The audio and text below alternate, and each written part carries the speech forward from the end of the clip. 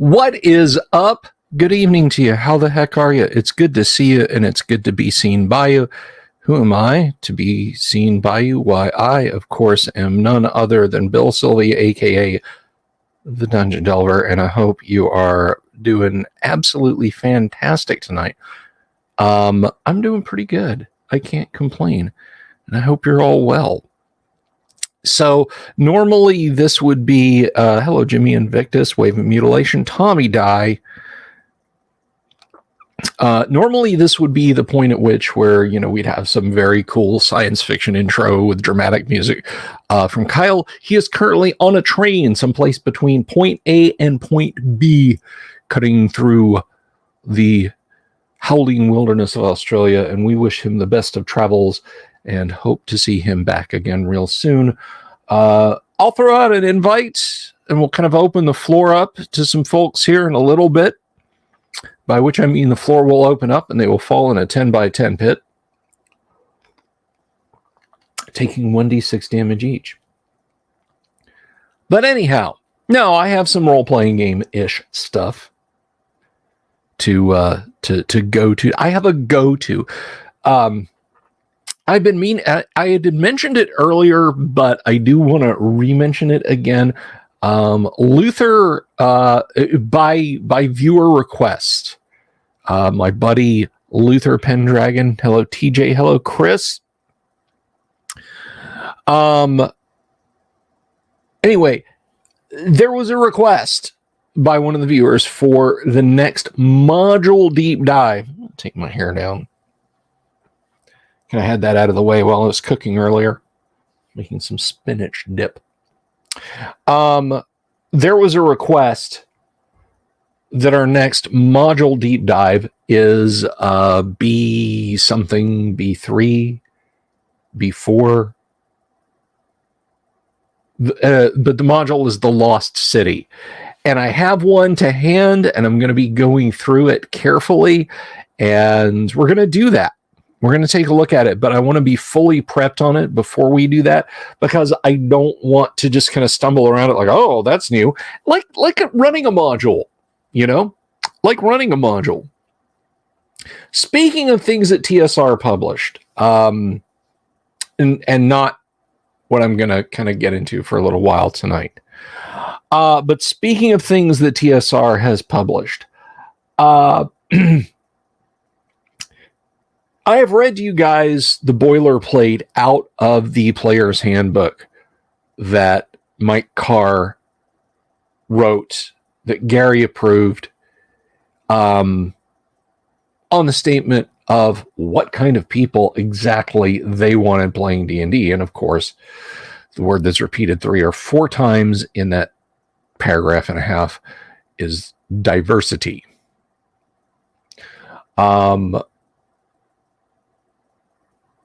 So I pasted that at PBS because of things that are going on. I'm not launching into it super hard right now.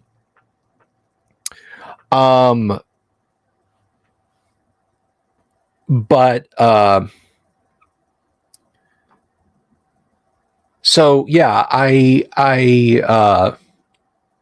posted that up, and it's like people have like copied the image and pasted it in tweets, but there needs to be a point of correction, okay?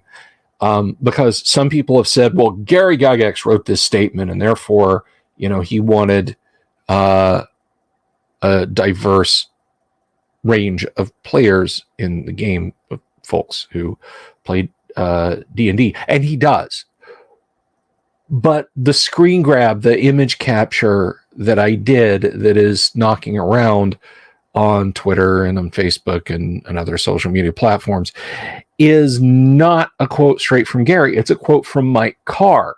Now, Mike wrote the foreword to the player's handbook, or was it the preface? I can't remember. It was either the foreword or the preface. But Mike Carr wrote it, not Gary, but Gary put his stamp of approval on it. It wouldn't have been in the book if Gary hadn't approved it. So folks who are saying, hey, Gary Gygax wrote this. No, Mike Carr wrote it for Gary. to put in the player's handbook. I think it's an important distinction to make. Now, we are taking this big box of troubles and we are going to set it aside. When you see me on Twitter, be sure to ping me and ask me if I've done a one tweet module or 10 on that given day.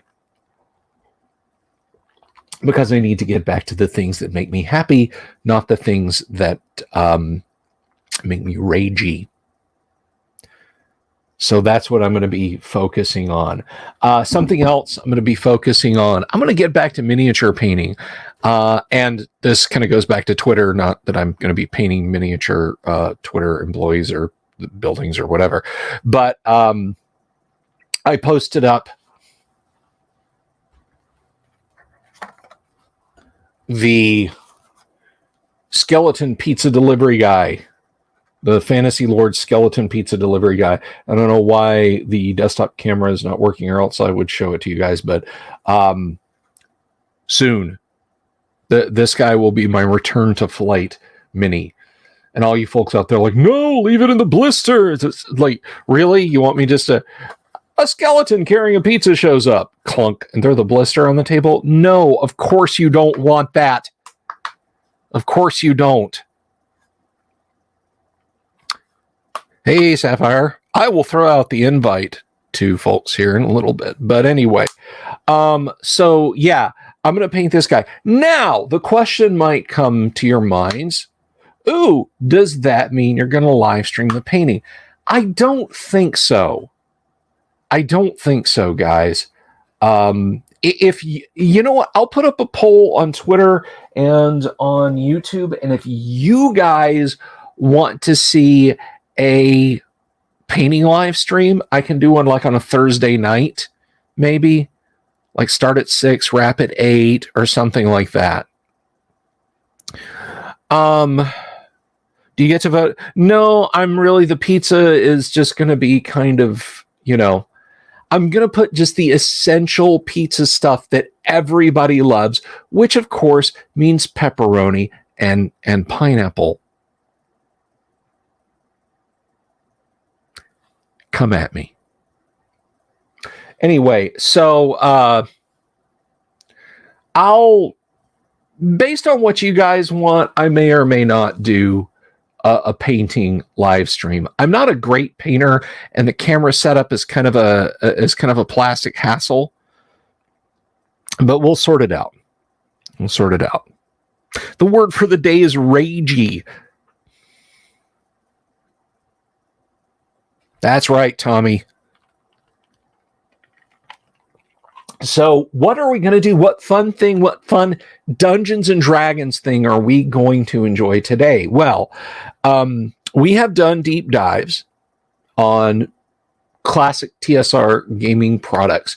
I want to do like some deep dives on Space Gamer Fantasy Gamer magazine from Steve Jackson Games back in the day. And we're going to do a deep dive on Murphy's Rules. I think Murphy's Rules could be a lot of fun. Maybe not like an entire, like just one page a night just to bring the funny. But we'll kind of talk about and explore that later.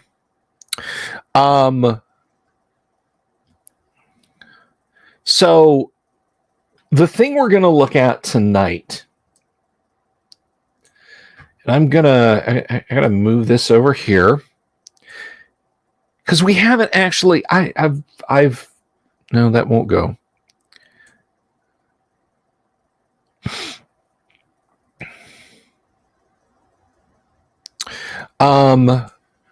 We're gonna look at this guy tonight.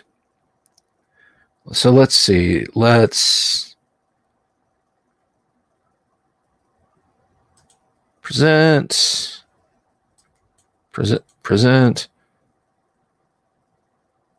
Share screen.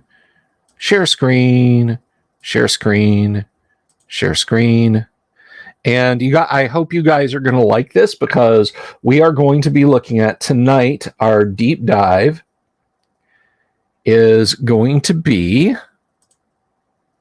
Dragon Magazine. And we're going to start off with issue Number one. So if you've never seen this before, look, back issues of the Dragon or Dragon, up to the stuff that Paizo sells are unobtainium.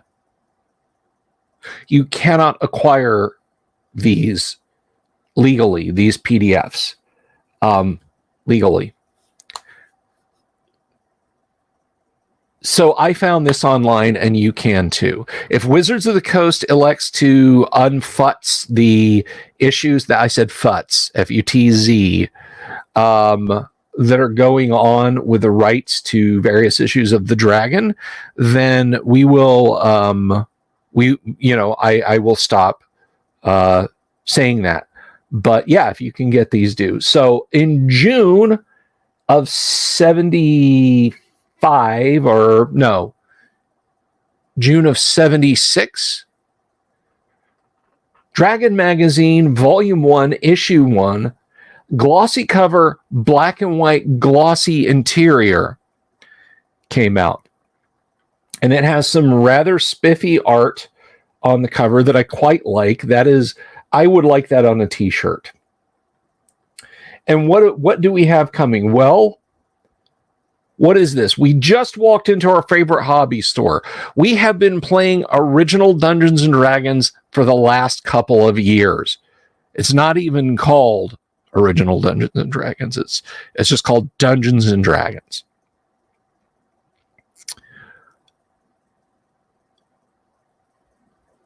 So look up. It's a YouTube show called Telefrancais. That pineapple has to be the result of a puppet designer who did a lot of Frankel's Bill. Anyway, so don't know. Maybe we can see that inside. I'm gonna hide that. There we go. Okay. Maybe we'll see who did that. But who is in this issue? Fritz Leiber, Fafhrd, and Grey Mouser. Fritz Leiber with Fafhrd and the Mouser. A conversation. So we might have a Fafhrd and Grey Mouser story in here. I hope you guys are excited about that. Languages in D&D by Lee Gold. The Lee Gold. Lee Gold, who is, of course, responsible for Alarums and Excursions, which, by the way, if we can kind of step back out of the simulation for a minute, Alarums and Excursions, to the best of my knowledge, is still an ongoing APA zine, Amateur Press Association, for Dungeons and Dragons. And it's edition agnostic. If you send in content for OD&D and it's deemed worthy, it'll get published.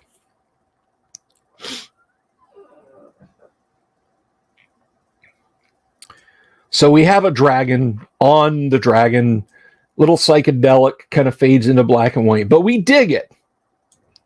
And immediately we have an ad for a new game here from TSR. I'm gonna blow this up. We'll come back to it.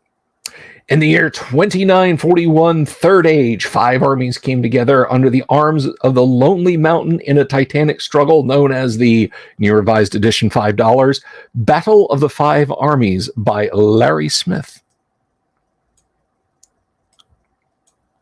Now you can determine the outcome of this fantastic battle. As the minions of evil, your goal is to invest and capture the stronghold under the mountain. As the Alliance, your hard-pressed and outnumbered dwarves, elves, and men must withstand the onslaught of the powerful horde of goblins and wargs until the eagles and Beorn arrive to turn the tide. But can you hold out? 4-color map board, expanded and revised rules, over 150 counters in multiple colors, packaged in a Ziploc bag for easy storage. So the Tolkien estate hadn't quite gotten their hooks deep enough into TSR to stop this. Available July 1st. All right, we can check that out. Unfortunately, again, stepping back out of the simulation, breaking character, if you will, we do not have a copy of Battle of the 5 Armies to ever deep dive into, and I doubt I will ever get one. But this is a beautiful piece of art by David C. Sutherland. It's nice stuff. Dragon Rumbles, or How did we get into this? And what are we going to do now that we're here? This issue marks a major step for TSR Hobbies Incorporated. With it, we have bid farewell to the safe, secure world of the house organ and have entered the arena of competitive magazine publishing. They had that much money floating around back then. We have activated a new division of the corporation, TSR Periodicals. We are soliciting advertisers and giving notice to the rest of the pack that we have arrived with a vengeance, with a mission to fulfill. It would not break my heart to see this magazine come back into print, but that mission is to publish the best magazine devoted to sword and sorcery, fantasy, science fiction, and role-playing gaming. It is a newly developed field, and we admit to being only as old as the following. However, we feel that our experience, gained from the publishing of the Strategic Review, the pioneer in the field, will stand us in good stead. But we also make allowances for the fact that as the field grows and expands, demands and needs will change. We actively encourage your suggestions, criticisms, or whatever. Hate mail. We can adequately serve you, the gamer/reader, only if you let us know what you like/want. I am much the same way. I'm much the same way, guys. I need your feedback. So if you're just coming by just for the first time and you're not familiar with what we do here, please click that subscribe button, click the bell icon for notification, give the video a thumbs up if you like it, give it a thumbs down if you don't, but do leave a comment underneath so I can know what to do to better serve you.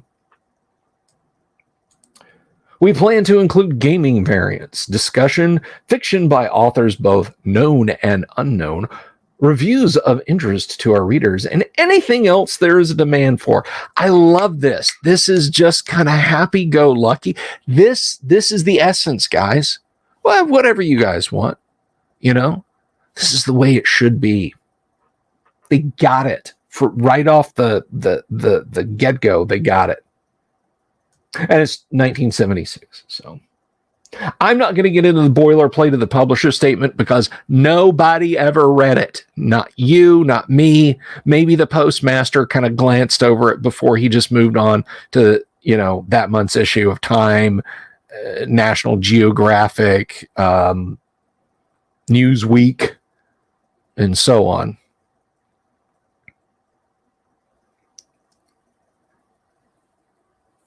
In the next issue, they're already talking about the next issue. In the next issue, when we have figured what we can afford, I'm with you guys. We will publish our rates for articles and art. Submissions must be typed, double-spaced, and accompanied by SAISY. Why can't I just email them? Failure to include a SAISY precludes returning rejected or unused material. TSR Periodicals in no event guarantees return of any submission unless by previous agreement. Art must be pen and ink unless special arrangement is made for color. We will accept copies of art for inspection, provided the ubiquitous SAISY is enclosed. We fully sympathize with any artist hesitant about entrusting originals to the U.S. mails. All of us? Even me? I was only 6 at the time. If deemed useful, we will inform you to then send the originals and recommend using registered mail. Anyone wishing to sound off on a topic of interest to our readers is invited to write out on a limb. We reserve the right to select and edit any submission, and the editor reserves the right to make any comments immediately following the letter. We will also answer, when possible, rules or interpretive questions, but not an interpretive dance, as well as letters to the editor. Ain't nothing but a number. So this, of course, was edited by Tim Kask, staff artist Dave Sutherland, who I think that's probably the cover art was Dave there. No, because right underneath it, cover by Bill Hannon. Now, this is an absolutely wonderful piece here. Fritz Leiber was friends with Gary Gygax, and I don't know if Gary approached Fritz or Fritz approached Gary, but he said, hey, what if Fafhrd and Mouser heard of Dungeons and Dragons through various mystical means? And so we have the first piece here. This is Fafhrd and the Mouser had their say. Now I'm going to pause here for a second and tell you, if you haven't read Fritz Leiber's Fafhrd and Grey Mouser stories, please, please, please, please, please get your hands on books and read them. You will fall in love with Fafhrd and Grey Mouser. I just, words fail me at how funny and sexy and sad and heartbreaking and exciting and violent the Fafhrd and Grey Mouser stories are. Do recommend. I tried to explain to Fafhrd and the Grey Mouser about war games and the game of Lankmar, which was a game published by TSR at the time. You mean they're using our territory to fight in? The Mouser demanded. We ought to charge them toll or tariff, ambushing those who refuse to pay. I tried some more. Oh, so they fight only with their minds? Fafhrd said. That sounds sick to me. I keep my mind solely for the enshrining of the images of beautiful women. Sort of penny peep show, eh? The Mouser observed to him. Tricks and tricks, etc. Say rather a temple, Fafhrd replied decorously, with admirable self-control. But about these war gamers or mind fighters, the Mouser said, turning back to me. I'll wager some of them aren't above using a real knife under the table, especially if the games go against them. A man could keep on playing a table game, though hamstrung, Fafhrd put in. Still, it would probably upset his judgment, don't you think? The Mouser pointed out to him.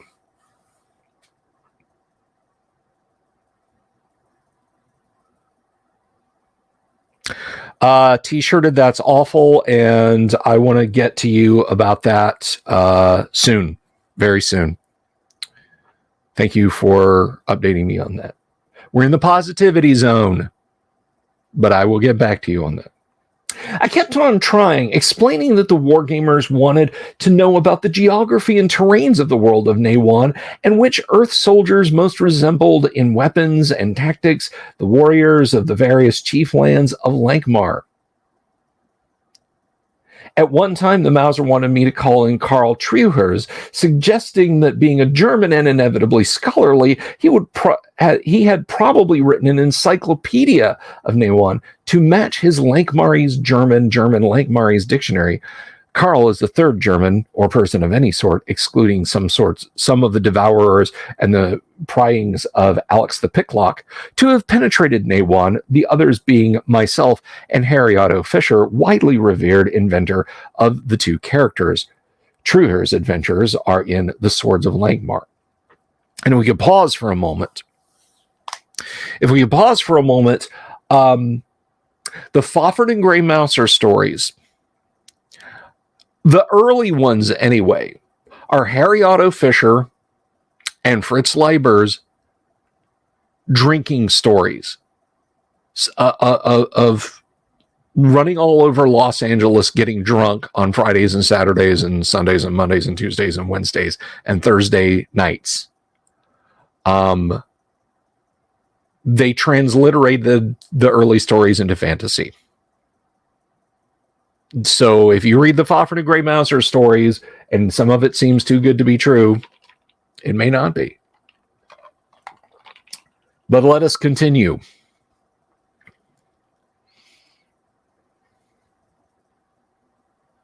But I persevered, and we agreed on the following points. Of course, data about my own books in English I had to supply mostly by myself. All Naywan lands that I've been told of use the sword, spear, bow, and sling. The Lankmarts rely chiefly on the spear or pike, along with the sword, of course, and prefer the sling to the bow. They may be likened to the Romans, or be thought of as, if I may use such a term, southern medievals. The men of the 8 cities like the spear too, but favor the bow. They are like Germans, Swedes, or, again, pardon, northern medievals. As for the eastern lands, think of Saracen, Arabs, Parthians, Assyrians even. They ride the camel and the elephant and use the bow extensively. Mongols, unsurprisingly, are much like Mongols, the swift squadrons of Genghis Khan or Tamerlane. The horse, of course, and the bow above all other weapons. While the northern mercenaries use spear and sword exclusively, Cormolians make that the sword and sling.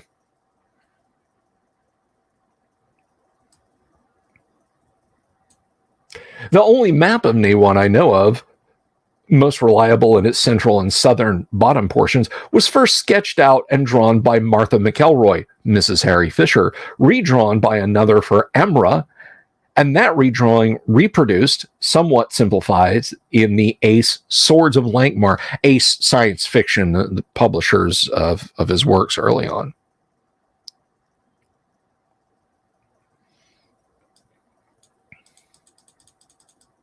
Oh, and by the way, if any of you are on Twitter, please go post up a link to the show. I forgot to do that, I think.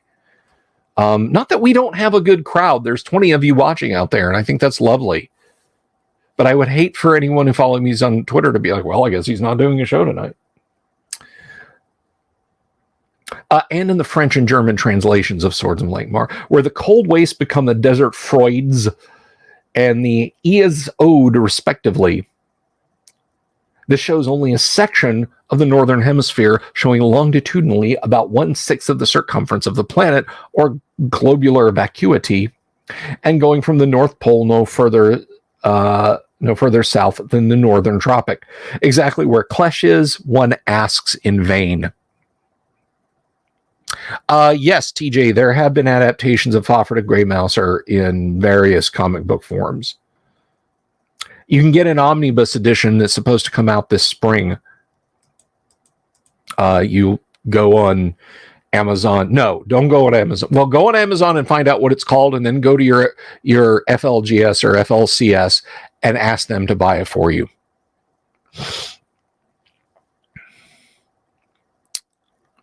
Let's see.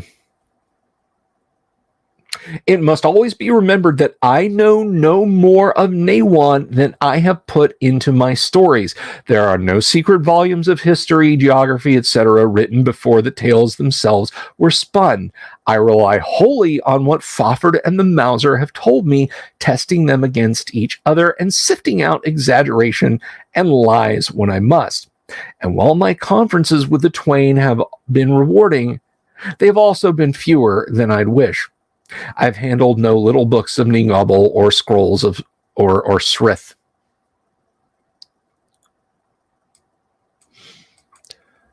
For the lands east of the Sea of Monsters, much can be discovered from the stories written since the map was drawn. Much can especially be discovered from the tales The Circle Curse in Swords of Death, as published by Ace, of course, as have all 5 Swords books, and Trapped in the Shadowland in the year's Best Fantasy Stories, edited by Lynn Carter, David A. Walsheim, newly published. That's DAW Books, D-A-W Books. Hey, Rogue Scholar, thank you for stopping by.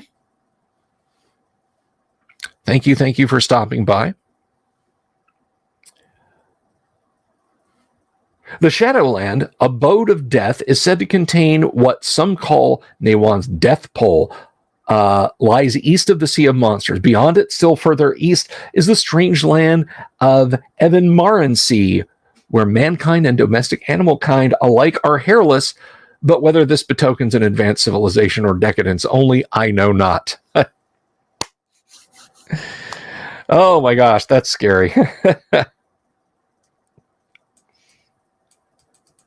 At the antipodes from the Shadowlands, somewhere in the otherwise unknown southern continents, there is said to lie God's land, abode and paradise of at least some of, but perhaps not all of, the gods of Naywan, and containing that, containing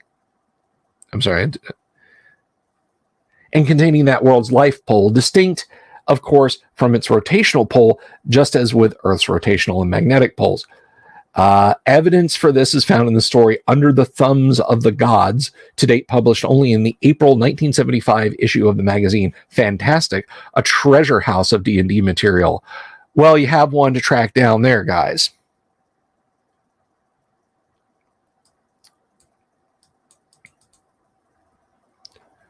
In my newly published DAW September 1975 book, the second book of Fritz Leiber, there's a Fafhrd Mauser story of some length trapped in the Sea of Stars. In it, the twain seek to sail to the southern continents and, encountering the great equatorial current, fail in their attempt, but appear to make some astonishing discoveries about the astronomy of Lankhmar. And in the soon-to-be-published Flashing Swords, number 3, edited by Lynn Carter, Dell Books, there is a sizable Fafhrd Mauser novelette, The Frost Monstream, launching a new cycle of their adventures. In it, we learn of Rime Isle, a northern island in the outer sea inhabited by men who appear to be of Fafhrd's breed, at least to size, and situated due west of the Claws and due north of Singoria, for which see the sunken land in Swords Against Death. I'm sorry, Simorgia.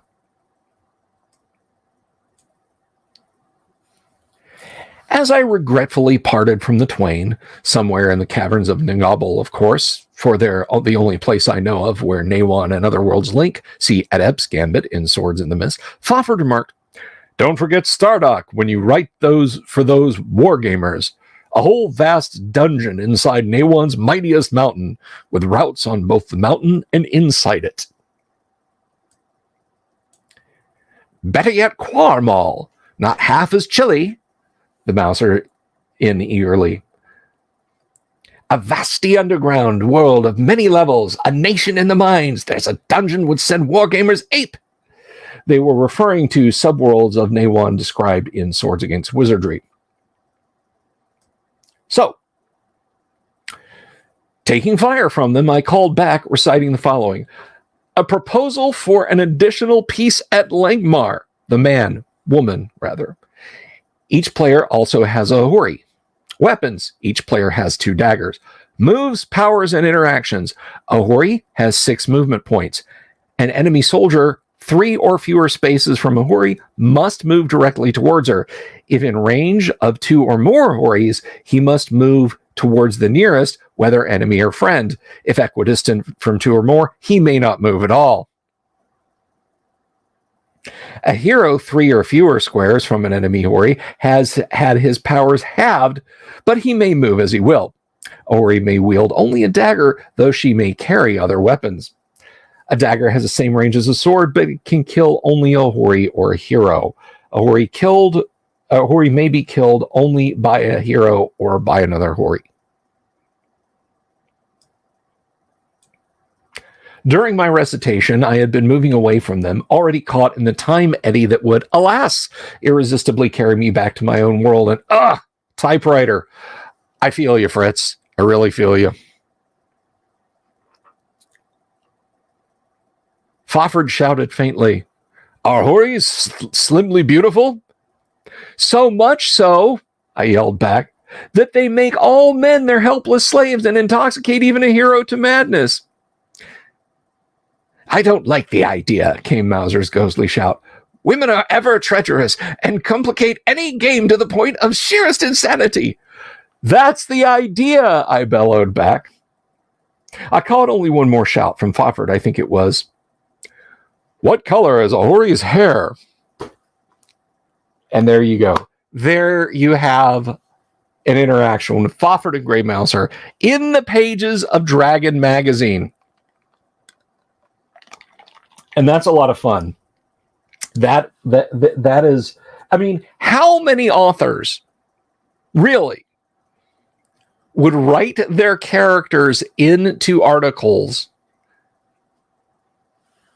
I mean, the egotistical gall, I love it. I absolutely love it. I'm going to catch up on y'all's comments here. That's the problem. You're going to get 20 people on.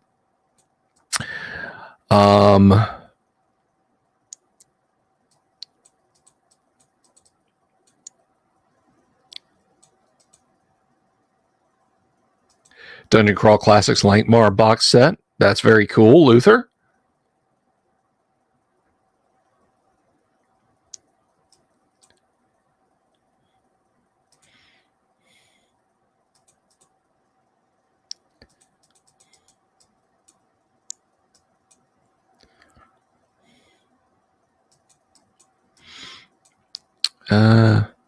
Just kind of going through. Didn't want to miss any super chats or anything like that, which you're free to do as you like. You can support the show that way. You can support us on Patreon. You can support us on Subscribestar. I'm working on stuff for patrons. I'm making good on my promise. Don't worry. And for Subscribestar, folks on Subscribestar get cool stuff. You can support us via PayPal directly. But I don't want to dwell on that. I want to dwell on that. You know what I do want to dwell on is so that is the most of Dragon we're going to read right now.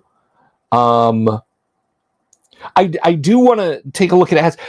Hands up, I can't see them, but raise them anyway. If you like looking at old magazines, particularly old geek magazines like this, and you like reading the old ads, like you wonder, is that store still in business? Could I still buy that product? Because I love this. So we have Diplomacy World is a quarterly magazine of diplomacy, which is edited by Walter Buchanan. Rural Route 3, Box 324, Lebanon, Indiana, 46052.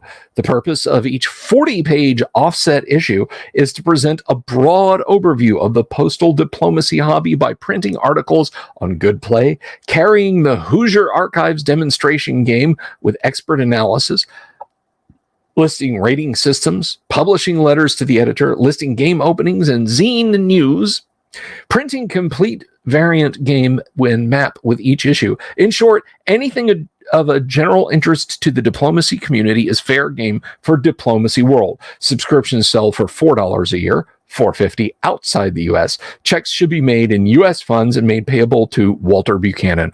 Walter, I hope you're out there, my brother, and I hope you have fond memories of Diplomacy World.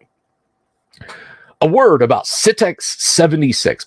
We recently received a promo flyer on Citex 76. Imagine our surprise when we read that we were to be in attendance and that Gary Gygax would be doing D&D. You are fake news. We were further amazed to see that the lion's share of games advertised to be played were TSR games. This was the first we knew of any of this. For the record, we have no intention whatsoever of being at Citex. We disavow any connection with the event. Do not be misled. Citex 76 is making false promises. You are fake news. As a passing note, we were also rather skeptical of their claim that they were hosting DipCon. We thought it was to be in Baltimore. A scam. A scam 50 years before Kickstarter scams, guys.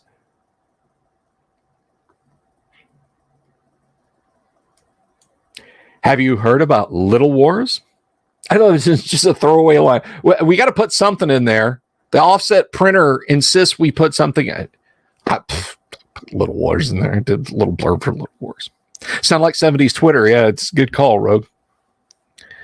Do I think Leiber got the idea to have a conversation with Fafhrd and Gray Mauser in his article from Ed Greenwood's use of Elminster? Oh, most certainly. Notice to customers of TSR. UPS went on strike and we are doing our best to get around this handicap and continue our shipping. Please bear with us. Should the strike be over by the time this sees print, this will explain why our normally speedy service lagged. So, I'm going to remove that. Did you guys enjoy that? Do you want more reading of Volume 1, Issue 1, the very first ever issue of The Dragon from TSR? I'll put a poll up. I'll put a poll up on social media. I will consider what you guys say here. If you don't follow me on Twitter, if you're not subscribed to the channel, how did you get here? But if you want me to continue to read it, the next thing is The Battle of Five Armies in Miniature by Larry Smith. We can do that. You can have some fun with that. But you guys tell me. You guys tell me. Twitter existed back then. It was just on punch cards. So let's do some. Okay, so I'm gonna bring on some folks here. Rogue Scholar, I'm putting you on the spot right now. Rogue Scholar, do you want to hop on? Do you want to hop on and chit chat a little bit? We're all positive here about things. We're just positive folks. A deep dive of the comic strips of Dragon Magazine, Snarf Quest Worm. We will be. It's coming. We will be looking very deeply into Wormy and Snarf Quest. I don't know how much Snarf Quest. If I'm being honest, I'm not a fan. I'm not a fan. Wormy, what's new with Phil and Dixie? Absolutely. So let me do some things here. Let me. For the people who do Wonton, and I know I've got a couple champing at the bit right now. I'm gonna send I'm gonna send you guys the link, and Rogue Scholar, I'm gonna shoot you a DM here. Let's see.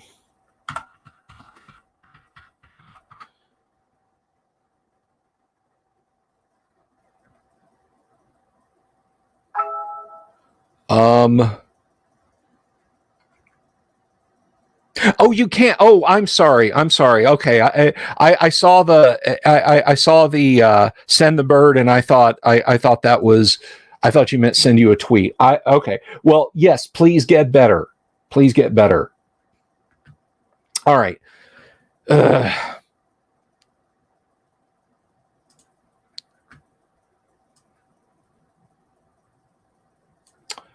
All right, so that is not Discord.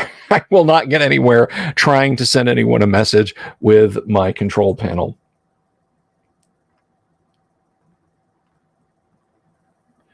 Let me see. Let me find you guys here. Oh, I better not do that.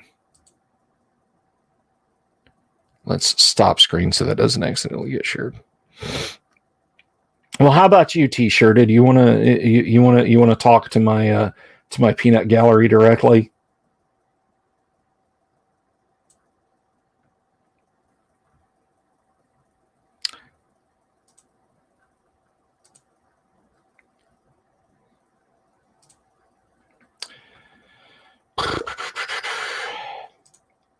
Sorry, I'm just getting ready to send massages here. All right. I have to do this. If I don't.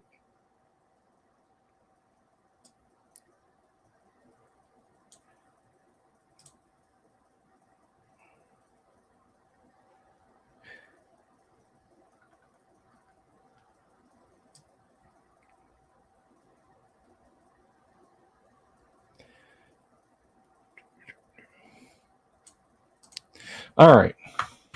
There's that. And I'll get this other one sent.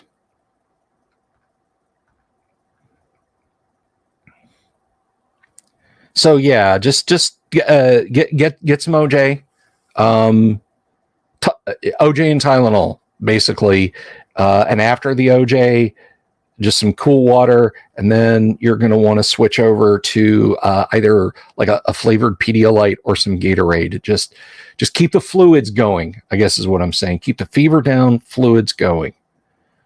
And where is... You guys went on, and I'm trying to send you the links, and you're all hiding.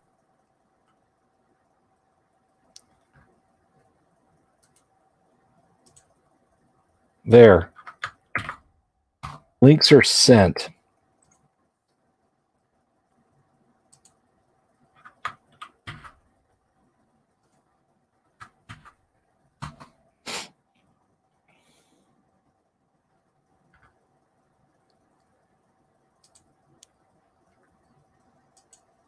Yeah, kind of the same thing. I'm surprised that like I haven't broken physically yet, if I'm being honest with you, Rogue Scholar, because it was in the 20s here in Florida for like 4 days surrounding Christmas.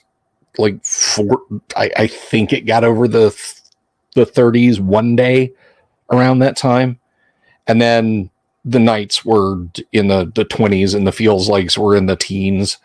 I was actually worried about pipes outside my house breaking.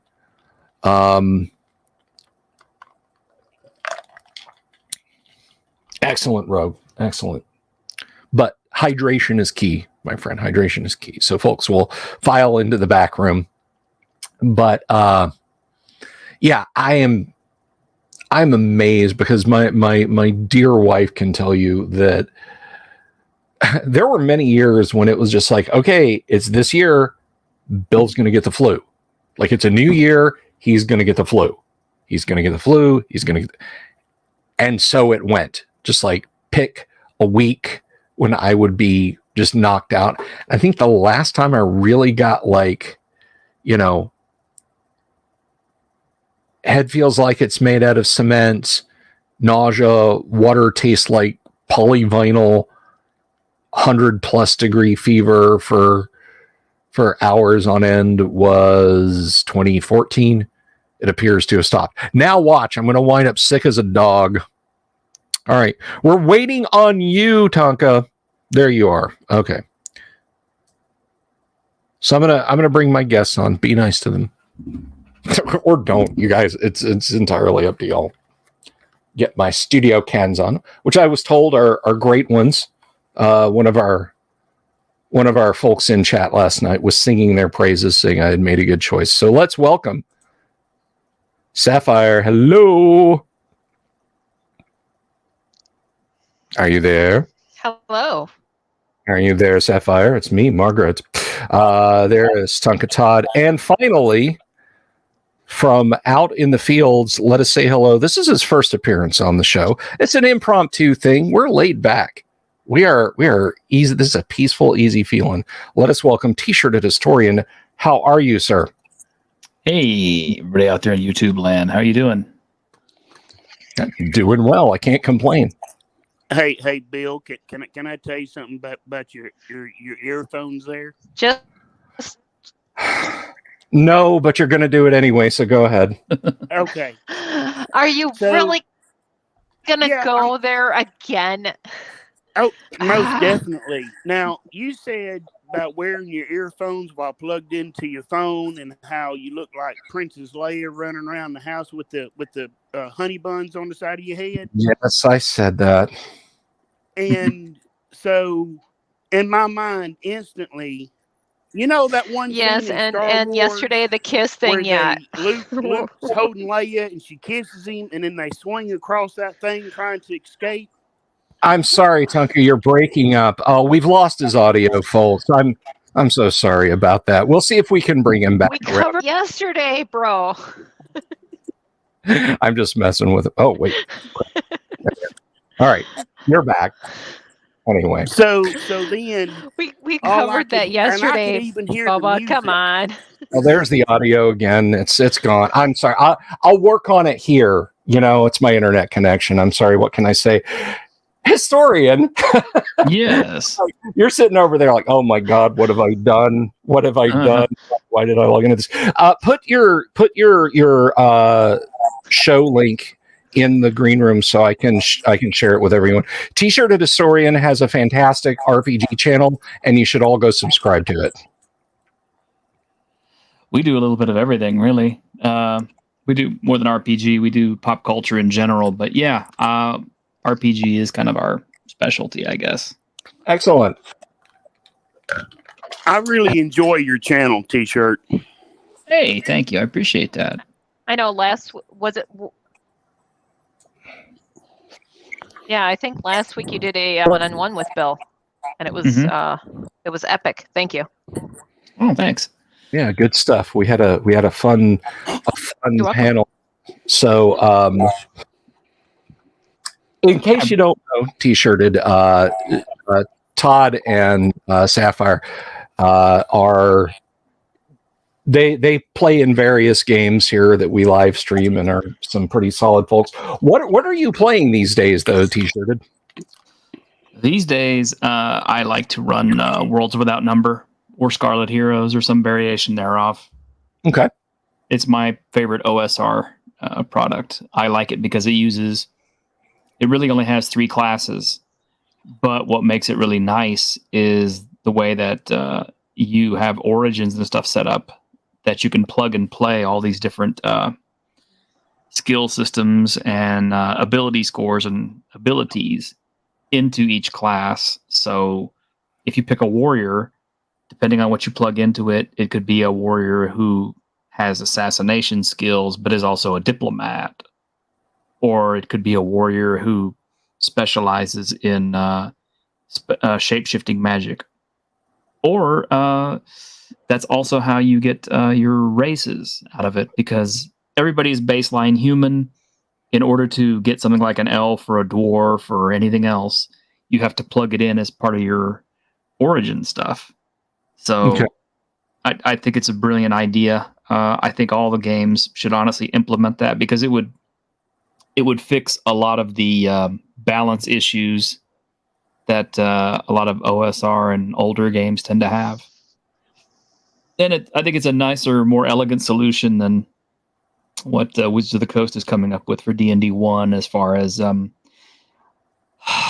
basically reducing all of the races to skin suits. Yeah. That's Kind of sounds like you're going with the KISS theory. Well, I mean, okay, just to give you some of my history, I mean, it's like, yeah, I've been playing forever, but most of what I've been playing for the last 23 years now, has been 3rd edition or Pathfinder 1st edition, which is basically 3rd edition with some modifications. And that is the most super duper mega crunchy version of D&D that has ever existed. I mean, it's ridiculous. Mm-hmm. But the nice thing is, if you ever had a question about anything that goes on in that game, it's pretty much answered for you. You want to know how the magic works, they'll tell you. If you want to build a magic item, they'll tell you. The combat is so minutia intensive that it's pretty much, it leans harder on its old war game roots, I believe, than its actual FRP roots. But yeah, after coming out of something that's that intense, the one thing I was happy about with the OSR is that it was kind of a breath of fresh air, because most of the OSR games are much simpler and much easier to run, and a lot less micro mechanics to deal with. Yeah, I mean that's I've said this before, and it's a favorite bully. I kind of think with role playing though. It is just a second is the when I run AD&D, and especially OD&D, for people who've only, like, their first D&D was 4th edition, or it was 5th edition, or maybe they're coming from Pathfinder, the reaction, it's almost universal. It's so it's like in Close Encounters, when everybody knows that chant, it's the same regardless of who is. Everybody is thrilled by the simplicity of it. It's like, I didn't even have to look at the page. You just told me, and I rolled, and everything was fine. And it was so lightweight, and I didn't have to worry about it. And I wish more games were like that. I wish there was more of that in newer games across the board. I see things kind of trending that way, but when the 800-pound gorilla is still Wizards of the Coast, and also compared to the bloat that 3.5 kind of got, 5th edition was a fairly lightweight game, but they've stacked more and more and more onto it again and again and again and again. And so it's gotten back to that suffocating sense of, make sure you're cross-checking all these different things on your character sheet, and your head is going down here again, instead of being out there on the table or looking at your friends or listening to the DM. What do I know? I'm just an old white-haired grognard, but that seems to be a much more preferable way to go about things. And it sounds like Stars Without Number, if I'm reading you right, seems to be a pretty delicate balance between those two elements, and it sounds interesting. And I've not seen Stars Without Number, so if I'm out of line here, just say so. But it seems to be a bit like Warhammer Fantasy Roleplay first or second edition, with being able to have different careers kind of bolted together. Like you start as a bod, but then you're a road warden, or you start as an agitator, but then you become a gravedigger. You start as a doctor, but then you become a magician, that sort of thing. No. Okay, all right. No, that's not how it works. Okay. I'm punching it up right now. I'm going through the character creation process, because that's my hallmark. That's my benchmark for whether or not a game is going to be good, whether or not it's going to be playable, is how fast can I build a character? How easily can I build a character? If I can't build a character, the game's unplayable as far as I'm concerned. And I've run into many games like that, including my dear friend Raven C.S. McCracken's second edition of Cinnabar. I'll be honest, okay? I've had Raven. Raven is my friend. I mean, he is a good guy. He is a really sweet. He's a very super duper enthusiastic, ultra cool dude, and I love him to death. My co-host actually met and interviewed him, so they kind of know each other. We should get you guys in the room together. Absolutely, yeah. I can contact Raven right now if you really want. Unfortunately, his first Cinnabar edition was just unplayable to me, because I actually sat down trying to build characters and could not figure it out for the life of me. Well, some people, I think, like to live in rules and have structure, but in my opinion, a good role-playing game is going to be open for all aspects, from the creation side with the dungeon master to the players. That interaction is what makes the game interesting, and gives it life. Oh yeah, it's definitely the people overall, and I mean, I think again, to use his name in vain, Kyle, if you're out there listening on whatever Wi-Fi you can get on the train in rural Australia, I hope I get this in the right order. It is people, snacks, setting, system. And I think that's a pretty good order to the tabletop. People, snacks, setting, system. Okay. Go ahead. Okay, so I've got Worlds Without Number punched up.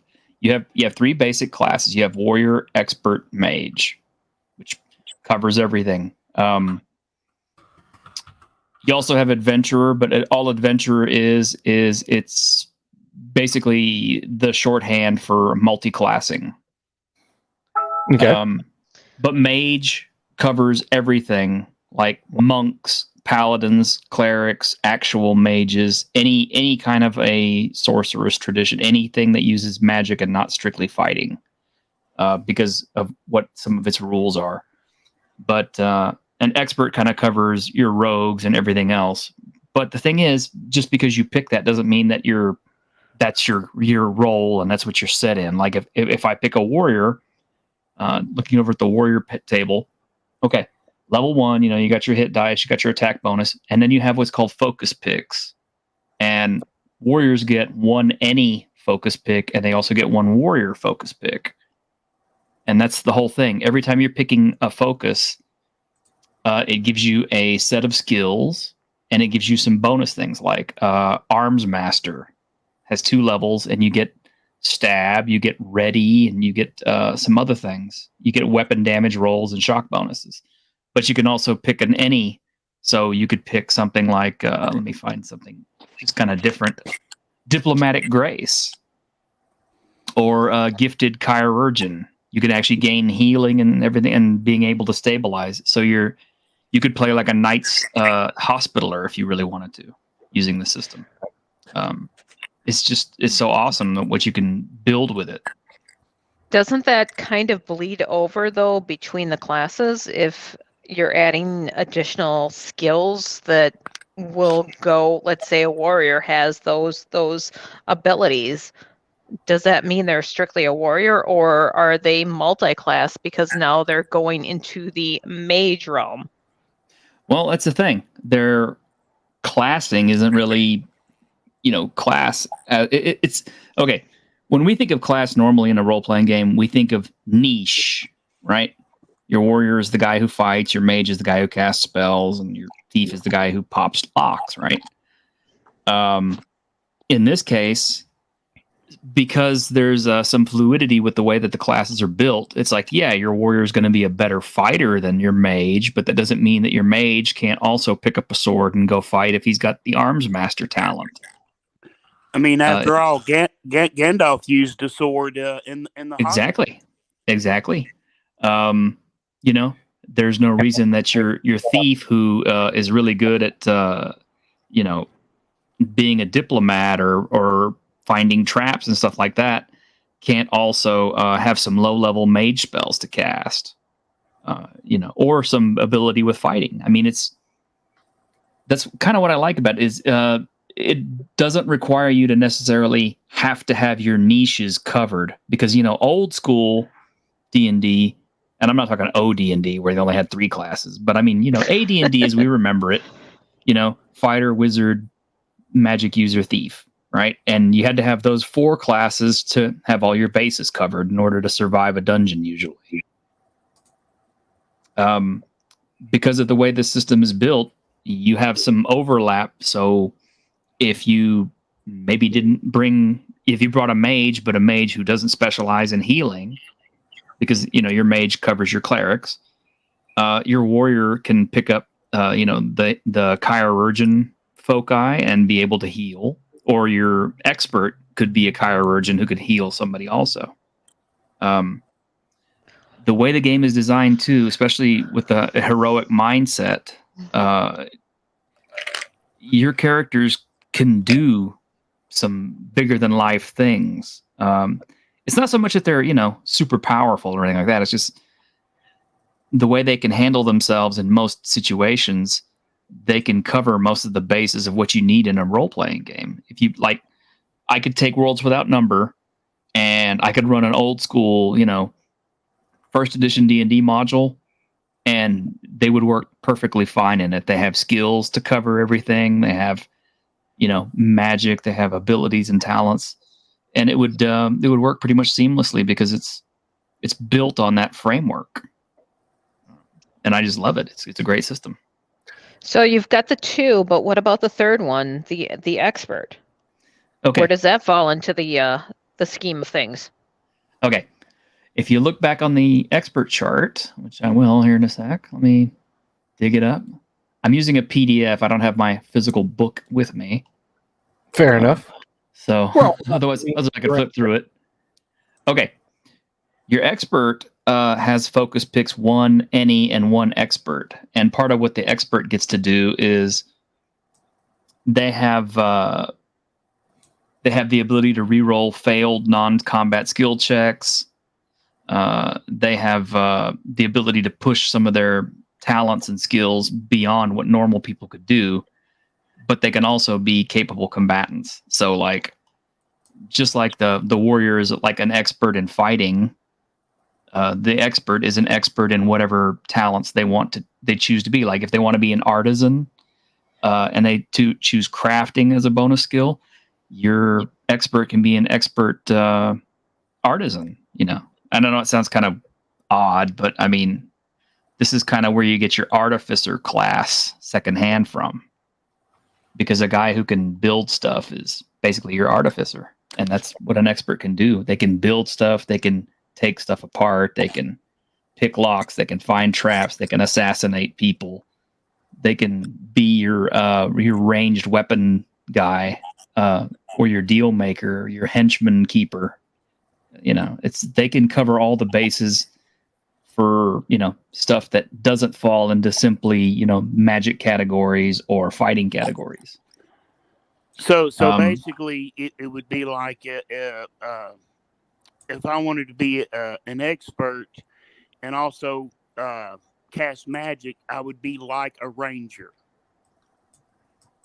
you would be a mage, and you would pick up some of the mage talents and spells, but you'd also pick up some of the arms master abilities and things to give you that ranger fight. Unless, of course, you wanted to be just a straight up Aragorn type ranger that doesn't actually cast magic, in which case you could pick like hunting and all these other things that fit. So it's kind of like a hybrid that can specialize in a couple of talents and span between the two classes. Mm-hmm. Oh, I get it. So it's but the classes are just like base cookie cutter. This is a fighter. This is an expert. This is and then what you actually want them to be like. That's the extra icing you put on to decorate the cookie. Well, yeah, it's kind of like basically the Okay. classes are skeletons. Yeah. And the foci is the meat that you stick on it. So Right. That sounds pretty fun. That's a pretty innovative way to build a character. I think so. And Stars Without Number follows a similar pattern with just 3 classes. And also the foci is how you, like I said, also how you would get like a demi-human. Because let's say you pick a warrior. Well, it's like, okay, one of your foci has to go to a warrior foci. So you got to be like an arms master or a close combatant or a ranged combatant or whatever. But your any foci, you can go straight down to the racial foci, and you can say, okay, well, I want to pick a dwarf. So you get all the dwarf special abilities and stuff that is listed for that foci. And that's kind of how you do it. And and see, I like it because it solves the imbalance issue that we always used to have with, like basic D&D or even first edition D&D, where it was kind of like, why would anybody pick the human? Because, the human can't see in the dark, can't detect these things, and, can't do half the cool stuff that the demi-humans can do. Oh, well, yeah, but you got level limitations. Well, okay. Now you don't have level limitations. So it works. So when are you going to run us through a game there, T-shirt? Well, if I ever get time, I mean, I don't know what you guys did it now. Oh, we'll find you a time. We will find you a time. I can't control them. T-shirted. I've tried so hard. That system sounds like it kind of reminds me a little bit of GURPS as far as like how the skills are and stuff. But it's like it's GURPS, but done right, if that makes any kind of sense. Yeah, I do. I understand GURPS. Yeah, GURPS used to be a favorite of mine. In fact, when I bought all my books, I was actually, Steve Jackson was actually there, and he signed all of them for me. Cool guy. TJ, the real question is, can you make Conan in this game? Yes, you absolutely can. You would. You absolutely can. You could. It depends on which version of Conan you want. Do you want Conan the barbarian thief? In which case you'd take like warrior, and then you'd pick up the thief tree talent or the thief foci talents. Here's the most important question, though, T-shirt. Huh? Can you make a Bubba? Is bedazzling a skill you can pick up? Oh my God! Bedazzling. You have to explain it to me real quick. I'll see if we can. It's a fashion thing. Oh, okay. Hang on. It's a running gag from the Traveler game. This character would grab and bedazzle anything that wasn't bolted to the bulkhead. Well, technically, you could, because you would pick up the specialist foci. And the specialist foci lets you be remarkably talented at a particular skill, and it says gain any skill as a bonus. So you could just take bedazzling as your skill. Okay, so when you run a game, I'm playing, and just heads up, I'm bedazzling. Or You'd have to decide: is it bedazzling or is it flip flops? You only get one. The best thing too is they also have a catch-all foci that's called unique gift, and that is an unusual ability or magical knack that can't be adequately described by an existing focus. So the exact effect of this has to be defined by the player and the GM together that works out a result that's fair and reasonable and will vary from campaign to campaign. But that is kind of like that's your, okay, I want to do something I saw in this movie and it's not covered in the book. Okay, well, we turn that into a unique gift and now you have it. So it gives that gives avenue for DM discretion then. Exactly. Oh, see, I like that. See, you're thinking fashion, Bubba. I'm thinking Matrix, okay? There are two extremes here. And here's the best part. If you want to investigate the system to see how it works, there is a free quick start version available on DriveThruRPG. So you can look at it ahead of time and decide if you really want to get into it or not. Now, You want to share links? This is the one also that the basic expert is real big into, and it also has it's almost like it's made for solo play as well as group play, right? That is Scarlet Heroes. I introduced him to that one, and it's written by the same guy. However, I will say this: the solo rules and the heroic rules that are used in Scarlet Heroes are also carried over into Stars Without Number and Worlds Without Number. So it's all using pretty much the exact same epic rule system if you want to use that. He calls it heroic characters who are larger than life. And literally, these characters are able to do things that normal people can't do. And the main way they do it is, quite simply, all their damage goes through a conversion chart that reduces it to 0, 1, 2, or 3 points of damage. So, like, if you say you have an ogre that hits you for 15 points of damage normally, goes through the converter, you take 3 hit points of damage instead. However, your damage goes back through that converter the opposite way. So let's say, I've got big tough barbarian guy and he does 12 points of damage to the ogre. The difference is my 3 points goes against the ogre's hit dice, not his hit points. And the best part of that is any residual damage that an individual opponent takes carries on to the next opponent. So let's say you're facing down a horde of goblins. You take a swing, and they're like 1 hit dice goblins. You're killing 3 to 4 goblins every swing. If that's not epic, I don't know what is. Okay, so seriously, you've got me hooked. I definitely want to play this, and I definitely want to bedazzle. Well, like I said, download the rules, check them out for yourself. Scarlet Heroes, Worlds Without Number, Stars Without Number, they're all free. The quick start rules are all free. You have to actually pay for the full PDFs, but I recommend them. So, like, when you start out, what determines how many foci you can start out with? I mean, is it just 2 normally, and then you add foci as you level up, or? It depends. Most of your base classes are only going to have 1 expert plus 1 any, so they're usually going to have 2. Your heroic characters are going to have 3. Yeah, because they're just that bad. They're that awesome.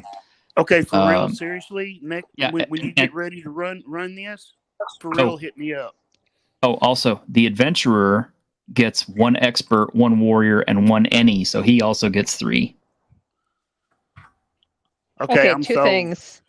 Yeah. So share links so Bill can share it with everyone. That would be awesome. I've just put them up in the chat. Thank you very much. And the third one was Scarlet Rage. No, Scarlet Heroes. Scarlet Heroes. And if you're signing up Tonka, you're signing me up too. So. Let's see, this art pack quick start. Here we go. So these are the free ones, guys, and you can tunnel down into these and get the you can I guess you can go and pay for these. It looks like they clock in about $20 a piece. for the role sets, but do that. Scarlet Hero 15.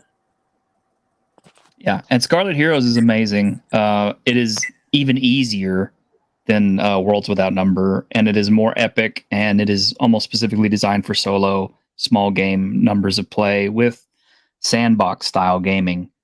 And the cool thing about that one is, that the epic rules are already built in for your characters, but it also gives you brand new spells that you've never seen before. It gives you a setting that is more Malaysian than anything else, which is really cool and unique and different. I mean, when you read their entry on an ogre, you'll understand. I mean, they have Hell Kings and all these other things that most Western audiences are like, what are these?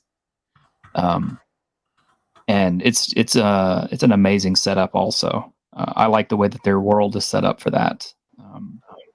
And it's a thin book, but it has so much information in it that it's the only book you ever need. And matter of fact, I tell most people, if you're going to DM, have a copy of Scarlet Heroes sitting at your table, because chances are you're going to have one of those game nights where only one or two people can show up.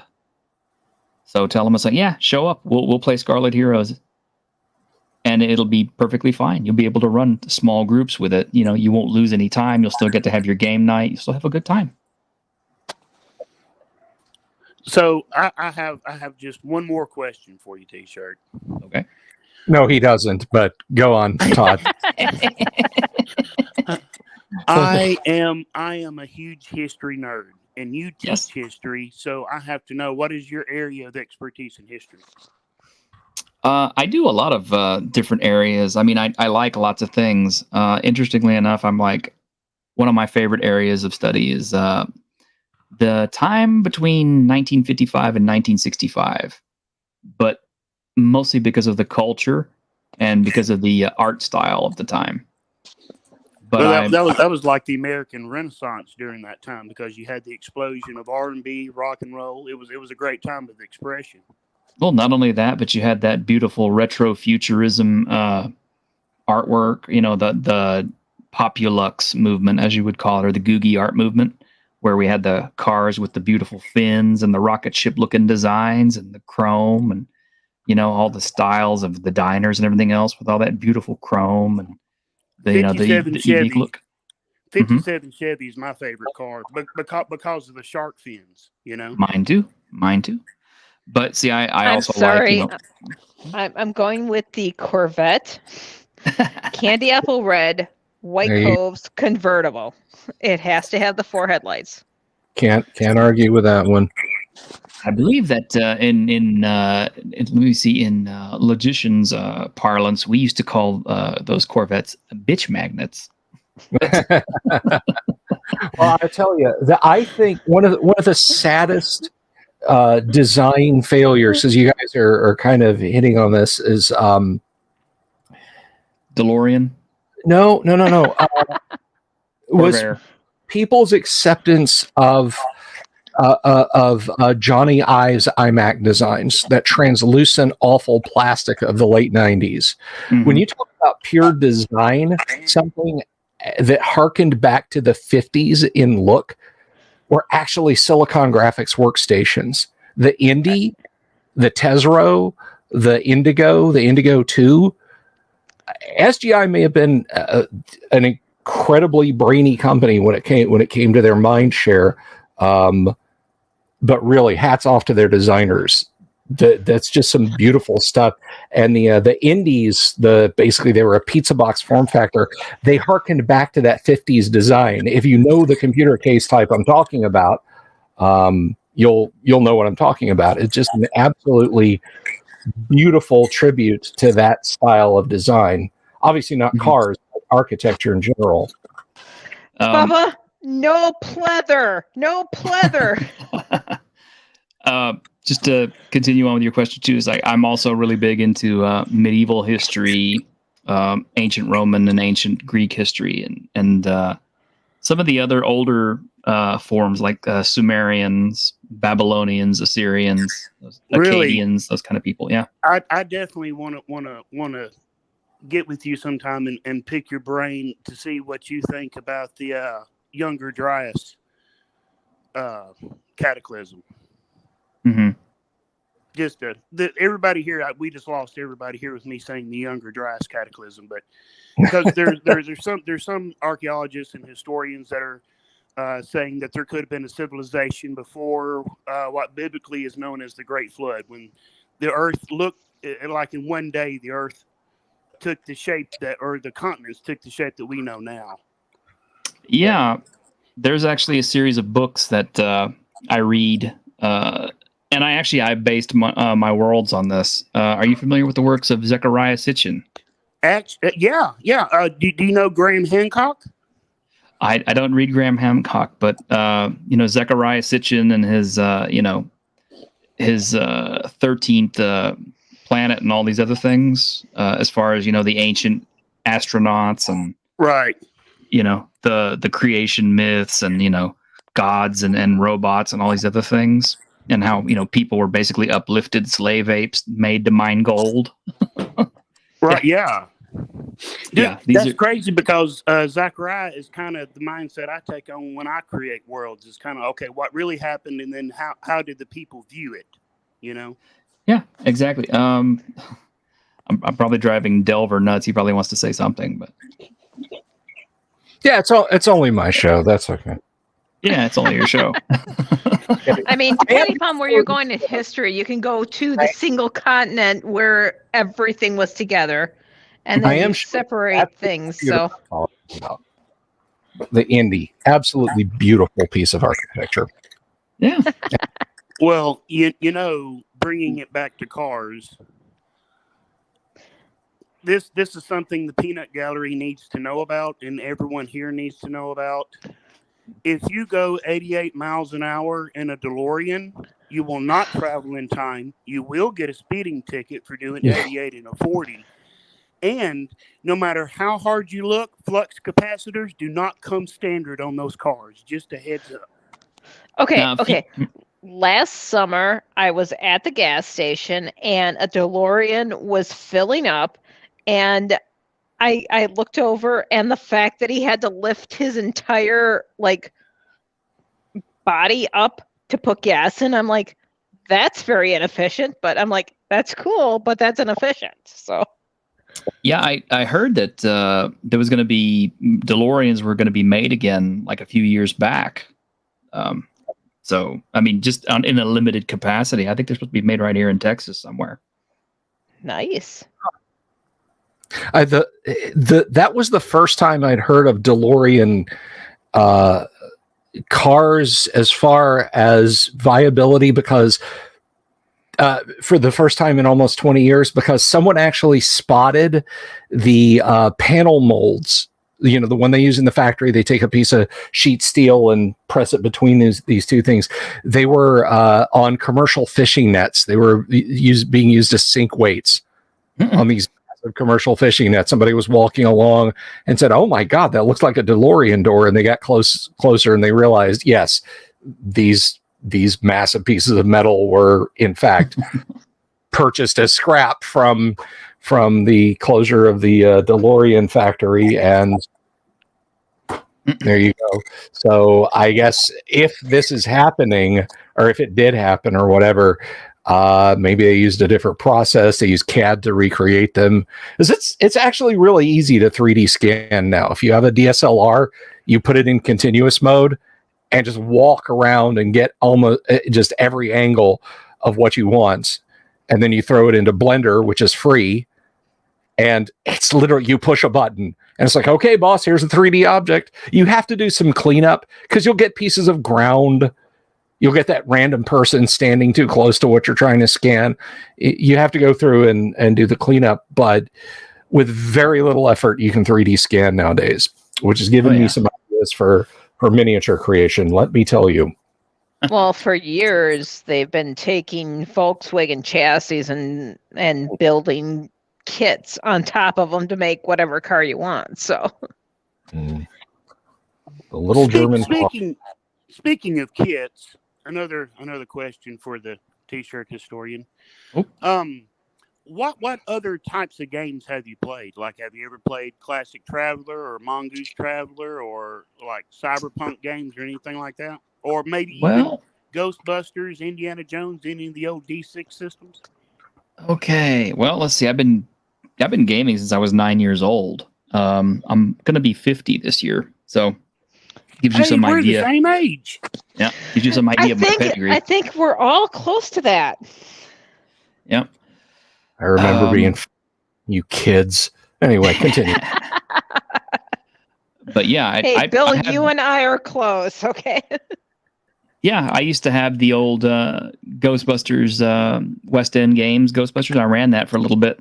Of course, BattleTech, MechWarrior. Actually, I had Battle Droids. And then later on, my friends introduced me to BattleTech. So I'm like, oh, it's the same game, but different. Shadowrun, Torg, which is my absolute favorite game of all time. Vampire the Masquerade. You know, I mean, what do you want to name? I've probably played it. Cyberpunk, of course. Have you done miniatures?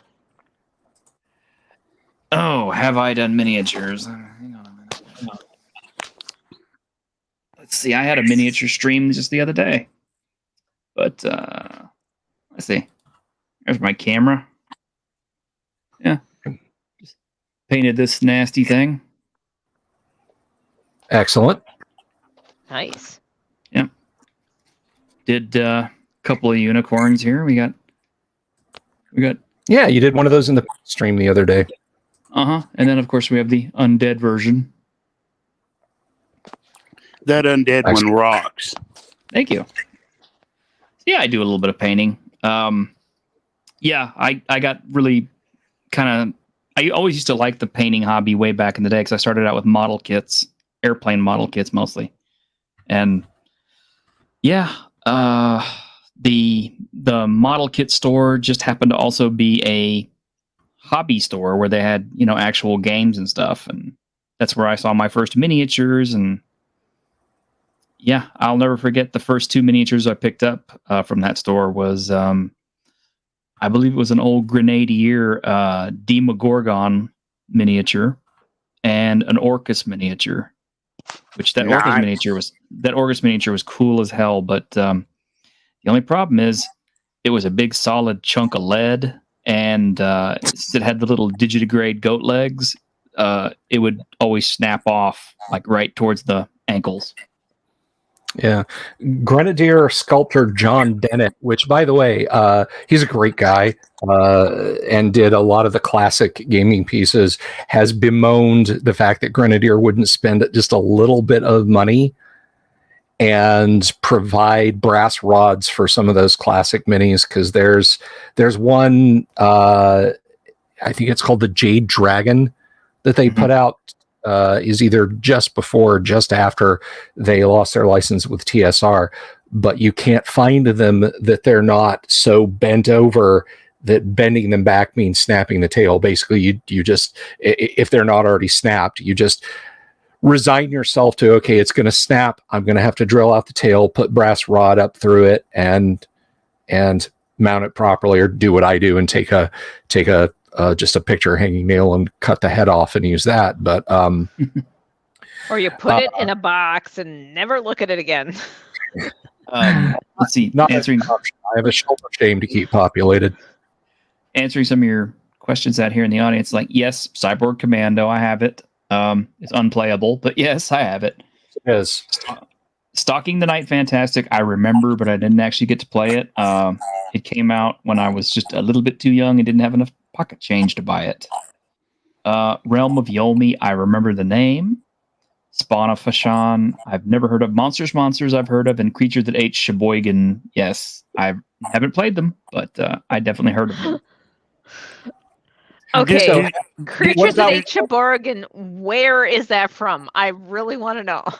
The Creature That Ate Sheboygan is, I think, is Yaquinto.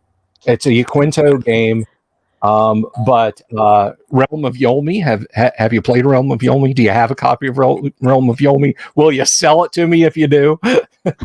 No, but Actually, some of the older games are still being made or republished. Man, Myth, and Magic, which is not a very good game anyway, but it's still out there. I think Bushido is being republished, and Chivalry and Sorcery is still going. Remember that one? Yes, I do remember Chivalry and Sorcery. That's a favorite of our. Wait, is it Chivalry and Sorcery? I can't remember. I think Kyle rather likes parts of Chivalry and Sorcery, but I could be wrong. I'm sure when he rewatches this, he'll give me an earful if I got that incorrect. But no, Realm of Yolmi. I know of 2 places that it has gotten mention ever. One is in. It was reviewed in Dragon Magazine, and they liked it for its sense of humor. Oh, we lost T-shirted. Let's add him back to stream. There you are.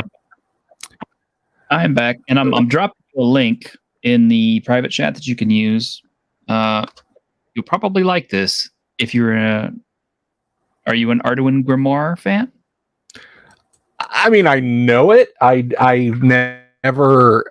leafed through the books a few times. My FLGS has a shelf of. We get rare, weird stuff in that we think Bill would like to look at, and there are some Arduin books on my shelf at the store. I just haven't gone by to look at them. I'm kind of their Dan Aykroyd of strange gaming stuff, because what the hell is this? I don't know. Set it aside. Bill will know. so they have I'm excited and I'm upset because there's so many new things that I'm introduced for things that I missed, and I want more time to be able to explore them all. It's like kind of having to pick and choose what you have time for and resources. So, yeah, there's so much out there. I mean, virtually any genre, either historical from any history kind of thing to any fantasy futuristic type of setting, is out there, and it's awesome. Well, my personal homebrew world that I created was actually kind of inspired by Zechariah Sitchin. Okay, now you've got 2 games that you've got to run for us. Well, just to kind of sum it up really quick, it turns out that there was a massive world ship that was actually going around creating stars, planets, populating planets and stuff. And due to some conflicts with some external forces and some civil wars within, the entire ship crash landed into a large world that they had just created. And these forerunner beings that were on this ship created life on this planet that they were stuck on now, and basically populated and lived on this world. And that's the world that you are living on now. You're actually a creation of one of these forerunner aliens that landed on this world just millions of years ago. So you took the Stargate spinoff and expanded it. I've never seen the Stargate spinoff. You talking about Atlantis or something? Or no, I've seen Atlantis, and I've seen Stargate SG-1, but there was a third one. I forget the name of it. I'm sure Stargate Universe. Stargate Universe. I'm the resident nerd. I watched the first season of that, and it was horrible.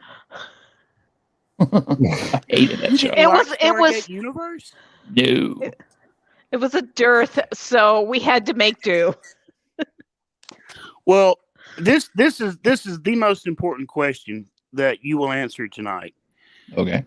Do you still have your Ghostbusters game? I might actually have it in storage. Actually, I'm kind of going through a lot of my older books and my storage and stuff to see what I've got, and I'm actually coming up with all kinds of treasures. I post them to my Twitter feed every once in a while just to show people, hey, look, this is stuff that existed. Hey, T-shirt, you got to share it on Discord, because not all of us are on Twitter. I can't do Twitter. I'm not going to do it, but I got a Discord, so you got to share it there. Well, Delver, do you have a Discord? Oh, yeah. A little bit. So let me get this link. I thought I lost you all for a second there. All my desktop decided to appear. So let's see. Invite people and greetings, future people. If you're watching this at some point in the future, don't use this link. It won't work. You can come pester me for the link, assuming that I'm still alive and it still matters. So there you go. There is this. It's going to always matter. Okay. Although I gotta say, okay, all right.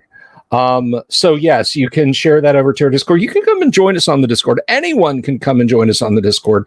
Just, behave yourself within reason, and we'll all have a fine old time. Behave, really behave. Do not do what he is doing. Tonka, I hid your bedazzled kits. Do you not forget? I hid them on the ship. You cannot bedazzle. I cut you off. All right, let's see. Because I gotta find this. I grabbed my PDF. Okay, so if you're not familiar, I'm going to share this because damn it, it's my show.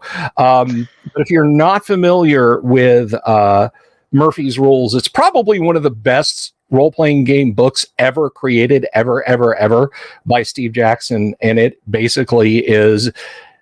It was a book of memes for 1980 or 81. Basically, if you want to, I guess they didn't have memes back then. Yes, we did. We just did them in offset printing, and you had to buy them. But this is why I want Realm of Yomi. I'm gonna read this to you guys here, and we're gonna do a deep dive on this book one day because it's fun and hilarious. Oh wow. The Realm of Yomi probably has the most creative monster list of any fantasy games. Example, Ratif, small birds that think the world is too beautiful. They spray spores, which in one turn will give adventurers warts. Parsep, initially this appears to be a parachutist crying out for help, but when touched, it mutates into a frog-like creature with a fully loaded Saturday night special. The FAM, robots formed in the shape of an arm and a hand. They will attempt to throttle all of those not similar to them. And my particular favorite out of this list, the Ape-Nu, gorilla-furred creatures which have no teeth. Their only purpose in life is to get one of their legs behind their neck. Was he drinking, smoking something, or doing both at the same time when he wrote this? That's some serious gonzo. I desperately want a copy of Realm of Yomi. To the best of my knowledge, like literally 14 years ago, one copy was available for sale at Noble Knight. What did it go for? I don't know. They don't list what they charge for it if it's not in stock. But my God, I want a copy of Realm of Yomi. And when I do Google searches for it, it's just me begging on various forums. Has anybody got a copy of Realm of Yomi they'll part with? So if you Google Realm of Yomi, it's just I am the only person out there talking about it. Bill, send me a PM on this, and I will Google for you to see if I can find it. No, it's I don't think you're gonna. I have done some deep dives looking for this thing, but send it to me. I will research the Yomi. Flippity blip out of it for you. I will get it out there. I have found things out of print for like 20 years. I found them. I will send you the link, but listen to me, audience. I will give you your own Discord channel to do whatever legal things you want with it. No content that will get me a visit from the feds. If you can find a PDF of Realm of Yomi, don't just, because let me tell you what, if you go looking for PDFs and they're few and far between, you'll see like, oh, here's a link and I'll follow this, and the next thing you know, you got like 100 viruses because there are sites that mirror back to you what you're searching for. And you think it's the link and you go there and then you get hit with malware. But so, yeah, you got to say, here it is in Dropbox or here it is on Google Drive. But I would just love to have a copy of Realm of Yomi. I'm weird like that. Send it to me. If it's there, I will find it for you. Listen, I promise.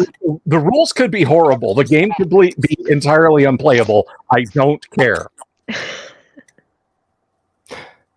I mean, it's just something I want anyway. Well, you know what I want, Bill? I'm afraid to ask, and I know you're.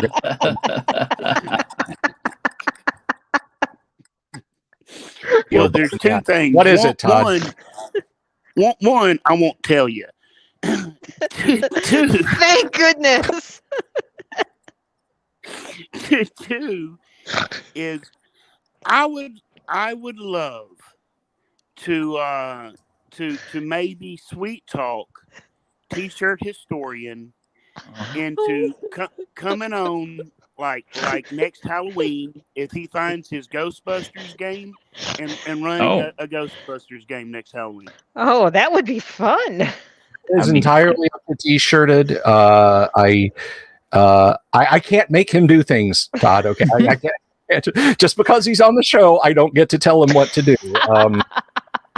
He's not one of the highly paid members of the production staff around the Delver's Dungeon. Is there highly paid members? No. You mean we're supposed to get paid? Oh no! Even if Todd, I'm sorry. Let me pump the brakes. 0 times anything is 0. But even if we love it. No, you're not supposed to get paid. But no, you guys definitely want a deep dive on Murphy's Rules. This is hilarious. Oh, this is one of my favorites because it's taken a little out of context because they're referring to canister shot and there's a reason for that.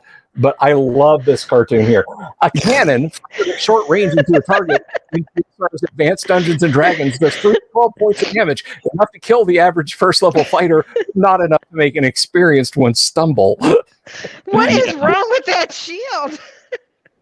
That's not a shield. That's his back. Actually, it's funny because I've mentioned this on more than one occasion on different forums and to different people. But if you read the rules as written, if you have a dragon, a red dragon, and you have a mage in a library, which one is more dangerous to it?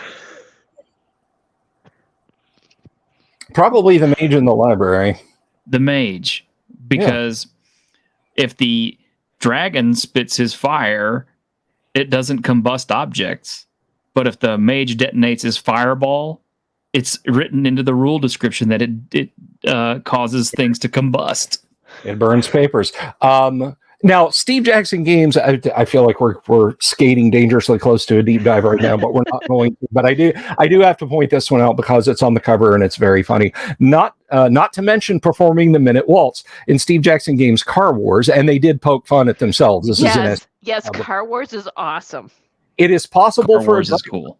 In the space of 6 seconds to accelerate from 0 to 90 miles an hour, perform as many as 25 driving maneuvers safely, and fire on 3 successive targets long enough to receive a sustained fire 2 hit bonus on each, all while maintaining a steady stream of conversation with his allies.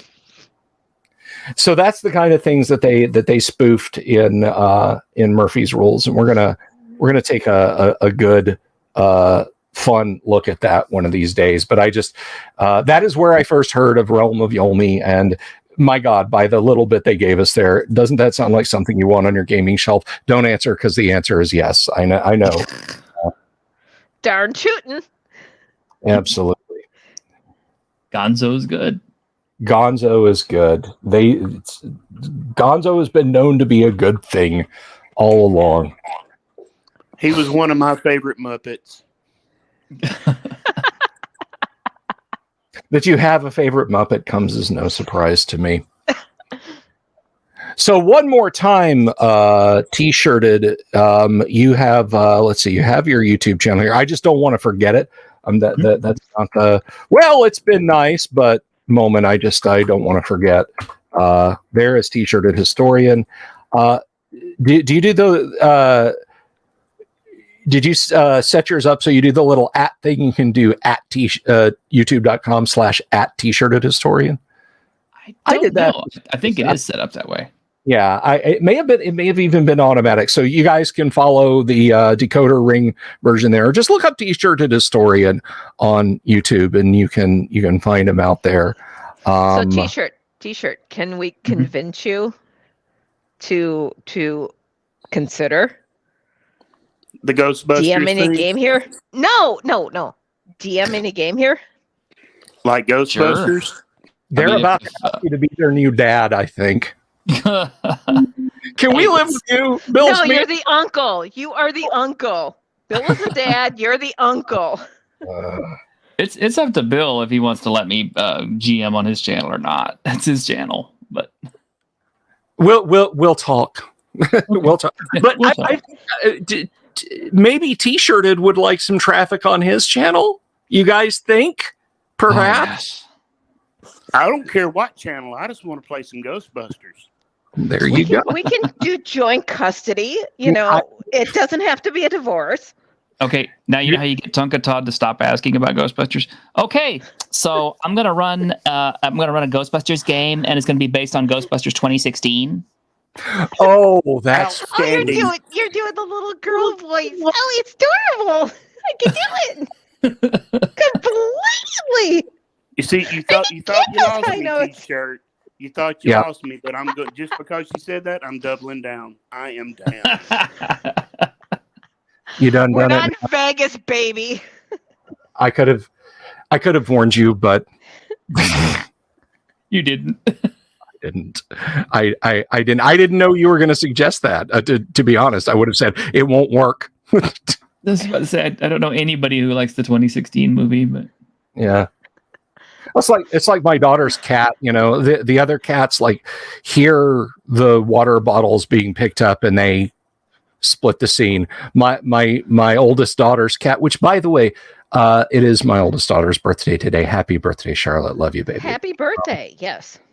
And But, T-shirt, get on Discord and I will show she- you she my will put her down and take a spraying and just stare at you hatefully.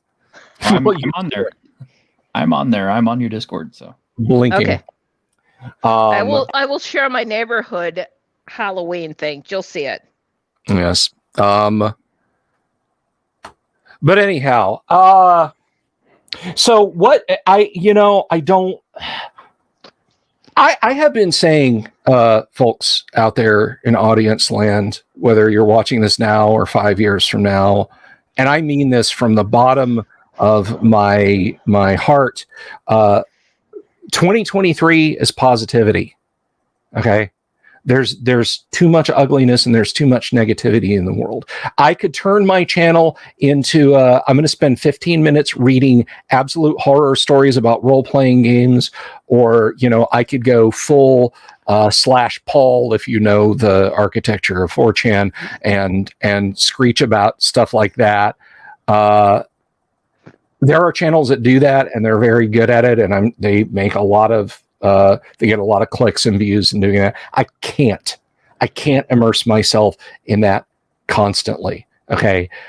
There has to be a sunroom where we can go and we can be mellow and chill and laugh like we have been for the last hour and 40 some minutes or however long we've been going here. But I have to ask, T-shirt, what is a scuttlebutt about this removal of the OGL?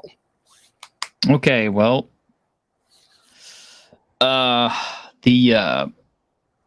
lawyer DM, I believe is his name, or some such. I posted it up on Twitter, but yeah, he's taking a look at OGL, the new one that's coming out for 1D&D, and apparently there's some leaked information about it, some wording, the way it's worded.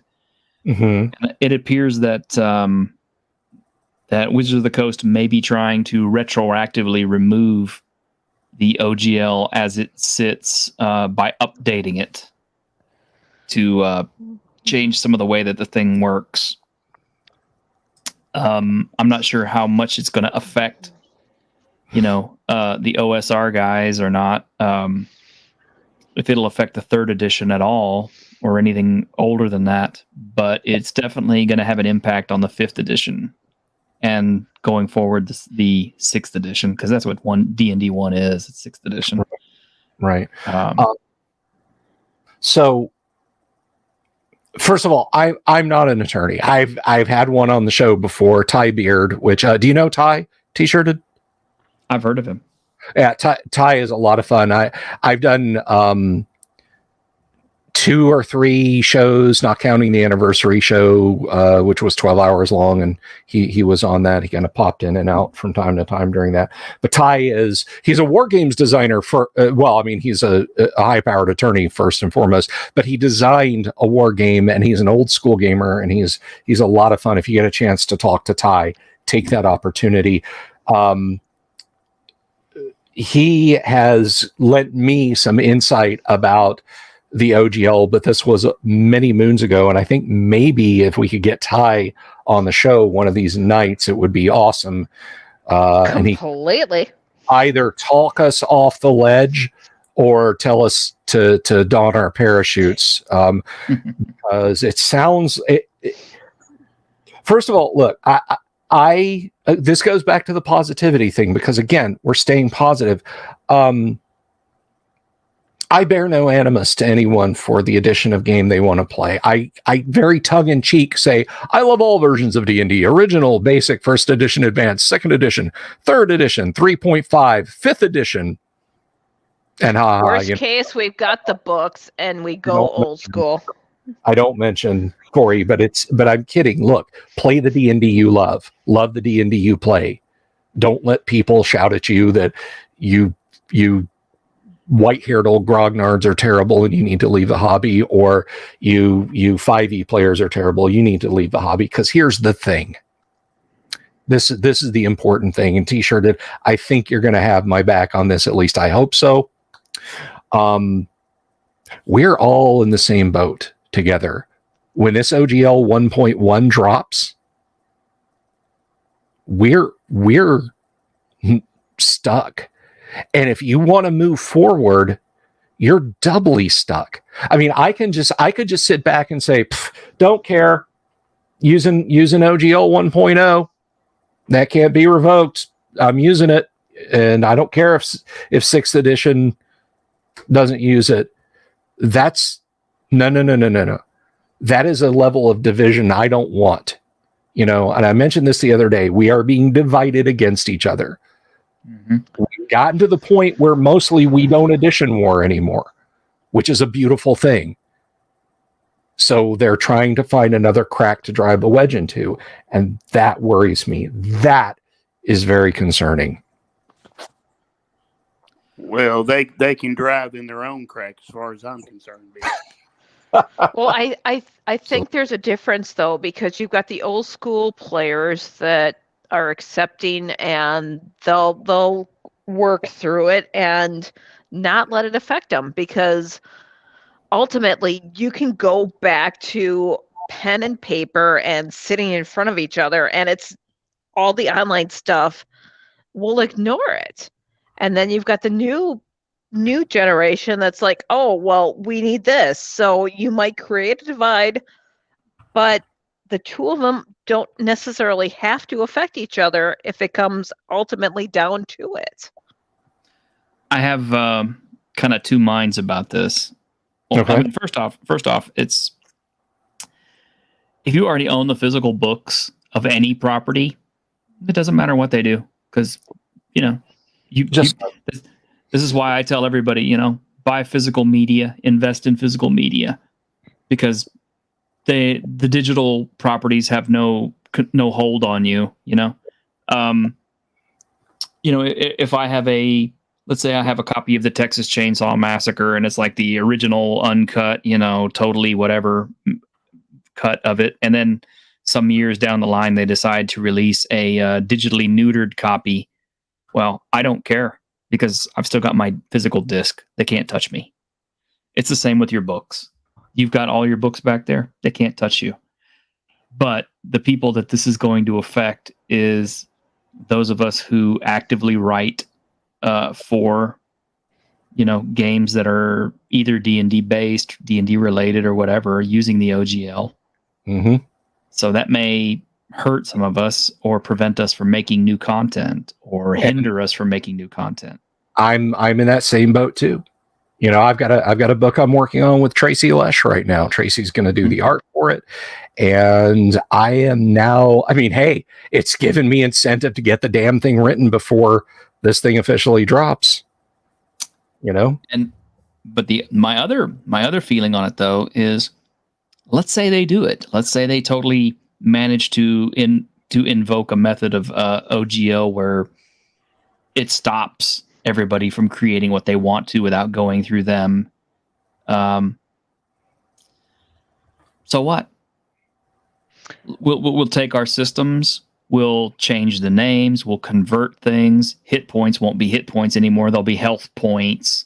Mm-hmm. We'll change our stats, we'll change our systems, we'll make enough changes to our games that they can't touch us. I mean, that's the way it's always been. Yeah, I mean, this could be a renaissance in third-party games that are not D&D. Well, Isn't that how other RPGs came along? Basically. That aren't Dungeons and Dragons, but like Dungeons and Dragons? Yeah, a lot of the times the differences in rules were not just because they were worried about TSR, suing them, which TSR was very sue happy back in the day. But a lot of times it was brand identity. It's like, okay, I want to make my tabletop game, but I don't want it to be like D&D. I want it to be its own thing. So I need to make a whole new set of rules. And that's where stuff like RuneQuest and everything came from. So I think that's what's going to happen regardless of whether they change the OGL or not. This may send enough shockwaves through the game designers that they may say, we don't want to have to be, sitting here worrying about this happening. So we're just going to redesign our system, and it's not going to have anything to do with D&D. It's going to be its own thing. That's the approach I took when I started designing the game I've been working on. Was I didn't want it to be a retro clone. I didn't want it to be just a copy and paste from another game. I wanted something where people, read the rules and went, oh, this is different. Oh, well, this, okay, yeah, let's try this, Mm-hmm. And yeah, I mean, and there's plenty of stuff out there already too. I mean, if you haven't already designed it, somebody's probably already got a game that's like it or similar to it anyway. The nice thing is you can't copyright systems. So that is correct. TSR versus Mayfair. You can only copyright the presentation of an idea. You cannot copyright the formulation of the idea. Mm-hmm. Well, and you can always create things that can be adapted to multiple game systems, so you don't have to pigeonhole yourself either. Yep. Well, I think a lot of companies do that. Part of the problem is TSR did if I can use a little legalese here. TSR engaged in the 90s in what was called, a chilling effect, just rumors of what they would do to you. It was like, well, we're not saying we will go after your BBS ring for you guys swapping around your own homemade D&D adventures and rules, but we could. So why don't you just put that on our FTP servers just to be safe? Wouldn't that be better?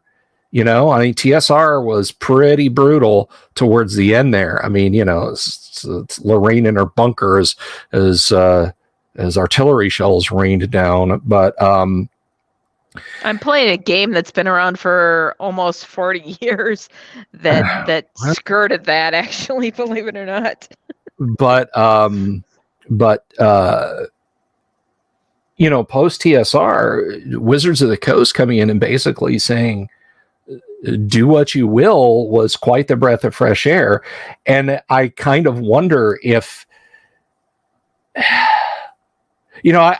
feel like we're all kind of standing on a salt flat and looking over in the distance. They're putting together this janky rocket car, and we're just kind of nudging each other saying, are they really about to do what I think they're about to do? We're just kind of waiting for the inevitable explosion here. Unfortunately, some of us may get splashed with burning fuel, but I hope that they're not dumb enough to repeat TSR's mistakes. And if they say, okay, anything from here forward is still covered by the OGL 1.1, I feel for people who are going to have to work under that, or not, as the case may be. But this is also the time of instant access. I mean, we're at a nexus point right now where it's like, oh, hey, T-shirt, did you want that PDF of Murphy's Rules? Let me just drag and drop that to you. It's not a case of let me track it, and I'm not going to Steve Jackson Games. I'm not going to do that. That's not what I'm saying. We're not, I have to track down an FTP site, or, I have to send a letter to somebody and wait for a catalog back, then send them a check, then get a book back. So hopefully they'll realize that there's not an easy way to put this genie back in the bottle. That's what I'm hoping. I mean, was it? I had it up on the screen a minute ago. I think Rogue Scholar and I are kind of the same mindset. Here, it's back up. The leak isn't verified, but I can't imagine WotC pouring this much gasoline on themselves and striking a match. And that's I really, even in a private legal matter with Weiss and Hickman over the Dragonlance lawsuit, that was what I initially had Ty on the show for. We went through the court filings for that, and he was very much, his mindset was, Bill, right now someone at Hasbro is staring hatefully at a legal intern saying, make this go away now. That's what's happening right now. And sure enough, 3 months later, it went away, and they worked things out with Weiss and Hickman for the next series of Dragonlance novels. So I hope that that's where we're at with this nonsense. So, well, there's the latest feeds that are coming in my Google searches that are saying they're canceling all these online games and they're doing all this stuff. So apparently it seems to me like they are imploding. What it is Wizards of the Coast, it is not earning as much money as they were projected to earn for Hasbro. And largely this is because of Magic the Gathering and the way they've been handling it. They have oversaturated the market with Magic the Gathering, and it has turned a lot of players against them on that. And, D&D, we're not in lockdown anymore, so D&D sales are not what they were back in, 2019 when we were in lockdown and everybody was, playing online 19, games. you're putting us so back too far, but... Oh, sorry. Well, this WotC really is showing a truth of life, and it's a truth that has replayed itself throughout history, and that is stupidity always self-destructs. Yeah, I kind of think that Hasbro is kind of like giving Wizards of the Coast, like it's they're on notice basically, or they're kind of telling me, it's like, look, we gave you all these people to help you out and help you make more money for us. So here's your chance. Make the money for us that we want, because we're hemorrhaging money because of you. I mean, they're already trying to get rid of the studio that made the D&D movie that's coming out, and they pushed that movie release back. And somehow they think that this movie is, going to be sink or swim for the company. I'm like, I got news for you. It's not going to do that great at the box office. It'll do good. They're releasing it in March. It's going to be a turd. Yeah, I don't think it's going to go anywhere. But the biggest thing, in my opinion, is they've lost touch that they need to contact their buyers and see what they want and how they can support them, because that's where their revenue is coming from. Talk to the people that are going to buy your product. Don't just assume. Yeah. And another thing I've been considering too is if they do go to this totally digital method, that more or less puts all the control back in their hands, it's going to kill the friendly local game stores. Absolutely. Well, and that, we come around, and I was talking about this the other night, the GW, the GW model, will we see Wizards stores? Hey, you get all your Magic and your D&D stuff in one place. If you have to go to a store, it's all official here. All official, all Wizards approved, all Dungeon Master's Guide approved, just all right in this store. You don't have to go to some sketchy store where they've got those old moldy, earlier edition books and miniatures that may not work with D&D. Who knows what crazy stuff goes on. No, come on into the Wizards store. It's bright and clean and so on, and which again is the Games Workshop model. And just as you say, it will kill the small FLGS. Yep. Hey Bill, can I interrupt just real quick? What's up? Everybody in the Peanut Gallery, take time right now, close out the chat, hit the like button, subscribe if you hadn't, share the content, hit the thumbs up. Together we can hit 2K. Okay, back to you, Bill. Sorry. Thank All you. right. That is his goal in life. He wants to get that so he can get the Bill Con. No, Bill Con. No, I'll mute you. Anyway, yeah, no. Todd is your cheerleader. If you want your channel promoted, this guy,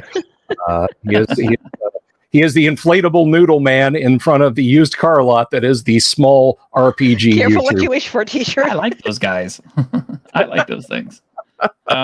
Now, there is something I have discussed on my channel before, and when I said this, I hated to speak it into existence, but I think it is going to happen, and you're not going to like this. When D&D 1 makes its appearance, because of the fact that they're partnered up with Roll20, and they're so vehement about pushing this virtual tabletop model, I think there is going to be a form of social credit score for DMs and players that is going to be enforced at those. If you get complaints about your DMing and stuff like that, they will kick you off. They will give you strikes. They will cut you out of your content, stuff like that. This is, again, that's when they control all the digital market. They control you. Exactly. So, I mean, and I've said the same thing. Okay, you get somebody who decides to throw credit cards at problems in the D&D game. Okay. Oh, well, hang on a second, guys. Tee-hee-hee. And they open up the app on their phone, and then suddenly they have a bunch of healing potions. They've got a Vorpal sword. They've got a this. They've got a that. They've got the other. And they're like, well, I have it. It's official. You have to use it. And you're like, look, no, I'm sorry. It's like bringing an unearthed arcana to my table in 1985. I'm not just going to let you use that. I'm going to vet it and decide whether or not it fits in my game. And then the next thing you know, they've sent a report to WotC, and you got a store clerk coming over saying, pack your stuff and get out. Right. Well, I think what it's going to do is it's going to privatize DMs and games and players so that it's only controlled people that trust friends of friends, and it's going to be very cliquey. Yep. Versus being wide open that, there's games and anybody can join them kind of thing, because the DMs are going to be concerned about getting bad ratings, and the players are going to be concerned about, that whole stigma, and it's going to be privatized because people on both sides of it are going to be concerned that they're going to be banned or kicked off or bad listed or blacklisted in some cases because of this insanity. And I've got a couple of comments here for your guys out here. Michael Connor says, don't use Roll20, and Unicyclopedia says, social credit will be more about pronouns and term race instead of species. Yeah, that is probably going to come up. I mean, think about it. Okay, first off, you're not going to really have a choice about Roll20 or not, unless you're physically at a location together with your friends, like in the privacy of your own home. You're out in public in a friendly local game store that's going to have, WotC reported stuff, or you're going to be gaming over the internet like you guys are wanting to do with me. And you're going to have to use some kind of a virtual tabletop system of some kind. And if you're wanting to do D&D, that's obviously the most convenient and the most easy and most accessible. And it's got all their stuff supported. So getting away from this is not going to be that easy. And the other part of it is, let's say you want to run a pickup game and you have some new players at your table and somebody says, well, my pronouns are, demon, bunny, rabbit, and they, them, and you just happen to gender them at one point, and all of a sudden, bam, the report goes off to Wizards of the Coast, and before you know it, they're sending you emails telling you, it's like, you violated this person's pronouns in one of your game sessions, so you're under threat of you're having your DM status revoked and losing your losing all your D&D Beyond, virtual tabletop privileges and stuff. So it's going to get ugly, guys. Well, I just want to figure out, and the Peanut Gallery can chime in, you guys can chime in, over under one session, under being half of the session, how long would I last playing D&D 1? You want that in 5 seconds? Do you want that in segments, Todd? Yes, please. I will say a D6 segments. Oh, that's generous. I would have gone with a D4. What was it you were saying? T-shirt the other day. You had talked to Pundit, and even back in 2014, WotC was leaning on him that like the design goal was a game of 6 sessions.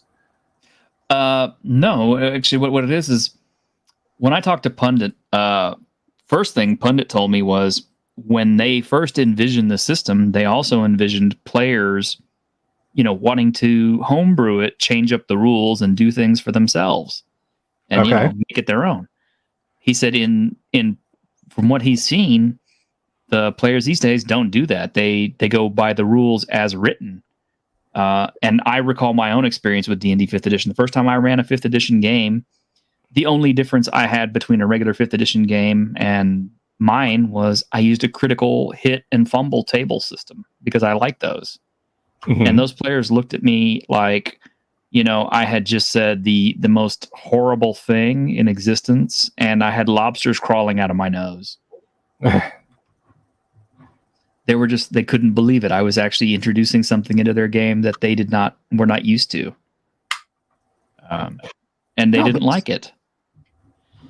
So somebody was saying to me that and I can't remember where I heard this, that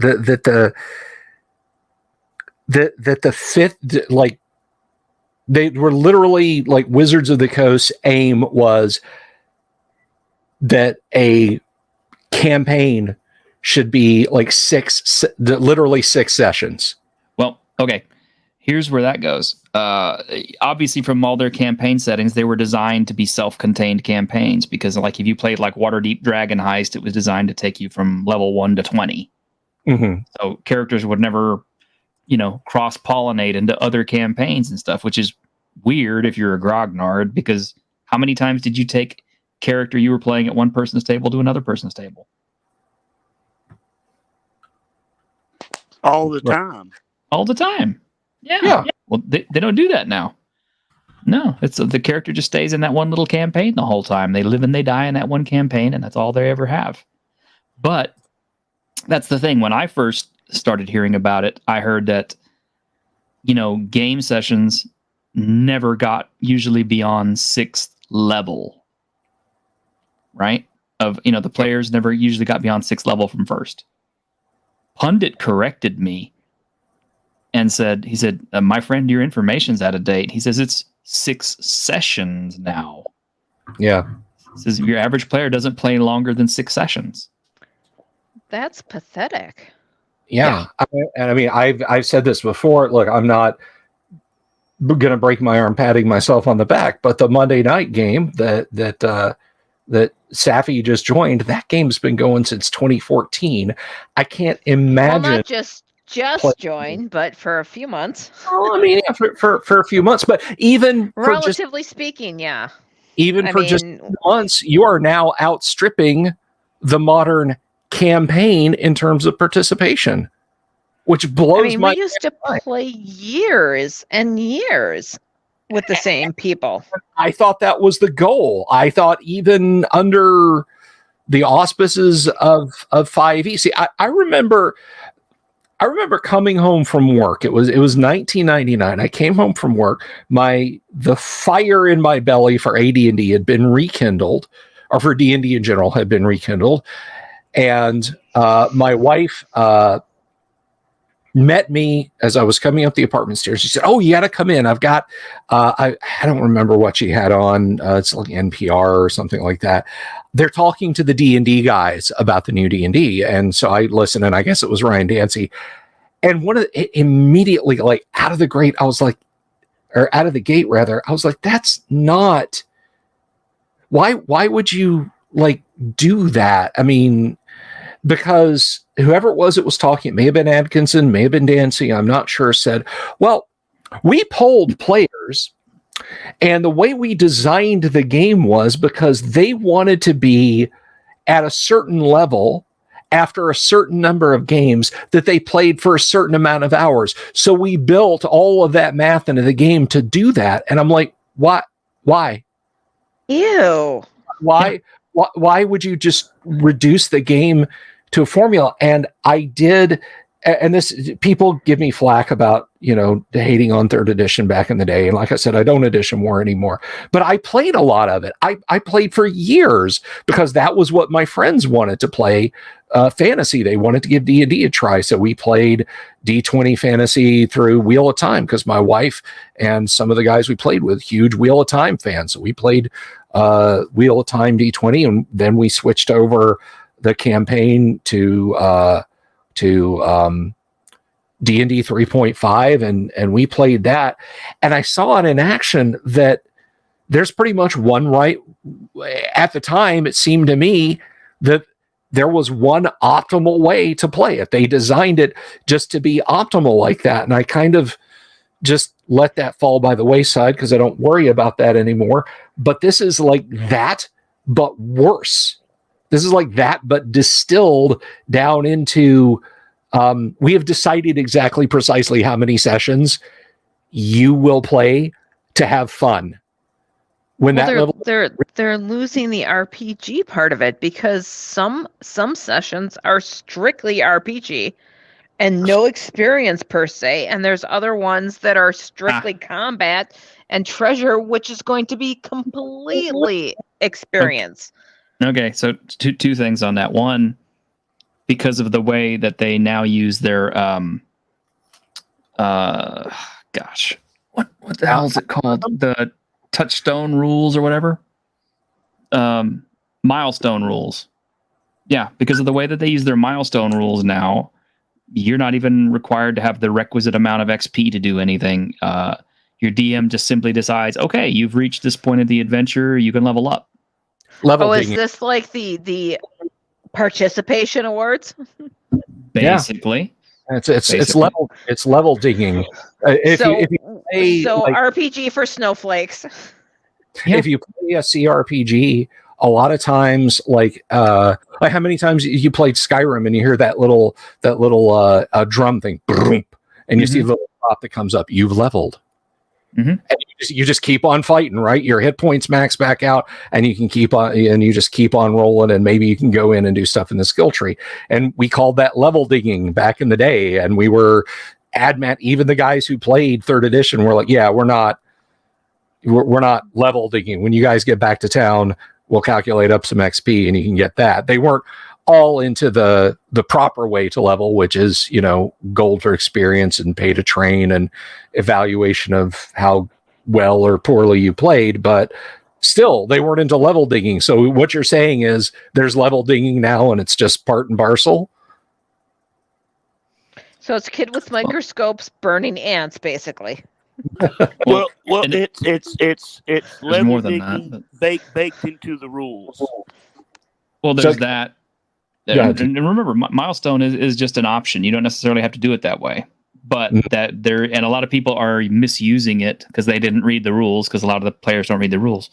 The other part of it, though, and this is just my opinion, you have so many classes and more classes constantly being added with all these different little variations and tweaks and doodads and everything else that you can put into your character.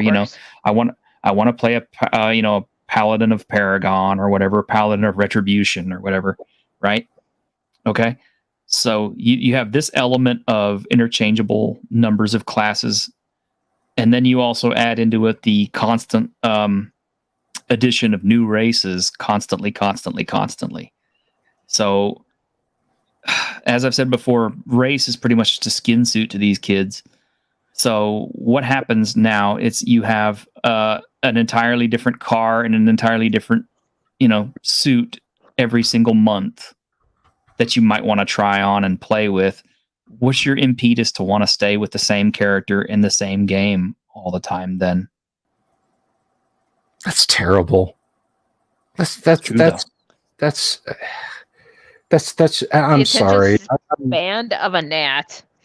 Poorly gonna I'm not poorly, purely gonna get my old man pants on here. That's terrible. That's a terrible way to play D&D.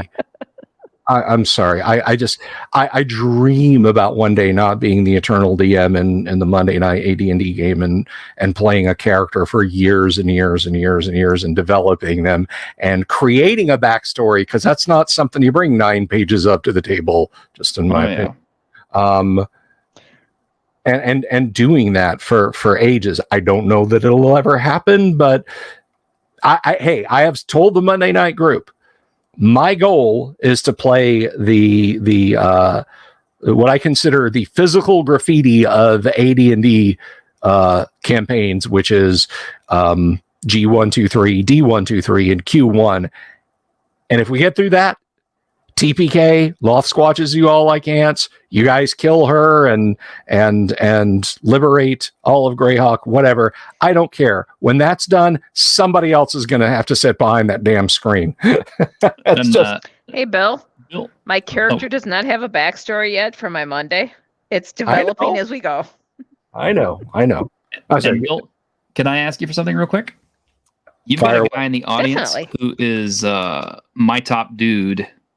Besides Grim, for my shows, you mind if I throw him a link? You can get him on here too. He's got some great information for you. Sure. Okay. Go ahead. Okay. Go ahead. All right. Ironcaster, if you want to hop in here, please do, because he is. I could not do my Saturday show without him. Honestly, he's like my right hand guy. Okay. But he gives me the numbers. RPG is a village. We need everybody. All right. Oh yeah. So you can. I just sent you the StreamYard link in the green room, so you can grab that and shoot it to him. I just did. All right.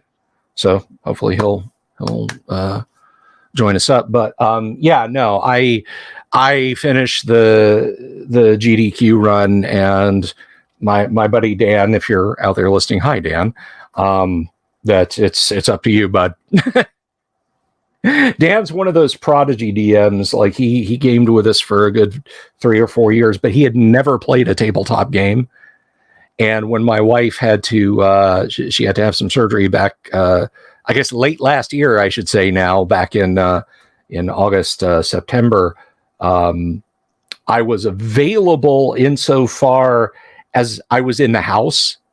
But there was no way I was going to, put the headphones on and camera on the table and mic up and everything like that with my wife recovering from surgery. So Dan, God bless you, Dan, stepped up and ran the game. and it was all of us. It was all 10 of us. So there were times when I was able to just say, I had to take the phones off and, tend to her. And I was astounded by how fast and how good of a DM he became. So hopefully if I have to, to just stop DMing, Dan will step up. No pressure, Dan. I kind of wonder, like I said, with the social credit score thing that is coming up with D&D 1, if they're not going to have a harder time finding DMs than they are now. And they're gonna. It's gonna be a dearth. It's just gonna be bad. My opinion is no, because they're going to so incentivize. They're going to incentivize the DMs. Thank you. Yes, it's going to get to the it's going to be to the point where, first of all, because everybody's going to be special, the difference between DM and player will be so faint as to be not noticeable. I attack the dragon. Well, I don't think you hit. Are you sure? Oh no, you're right. You hit. It's there's not going to be a me DMU players barrier anymore. So let's going to be sickening. It's going to be bad. Caster. You're welcome. Why, hello there. Hello. Welcome to the show. Welcome to the stage here. Do not mind the peanut gallery out there. They are mostly friendly. Mostly. Just don't feed them. Don't feed them after midnight, and don't get them wet, and you're okay.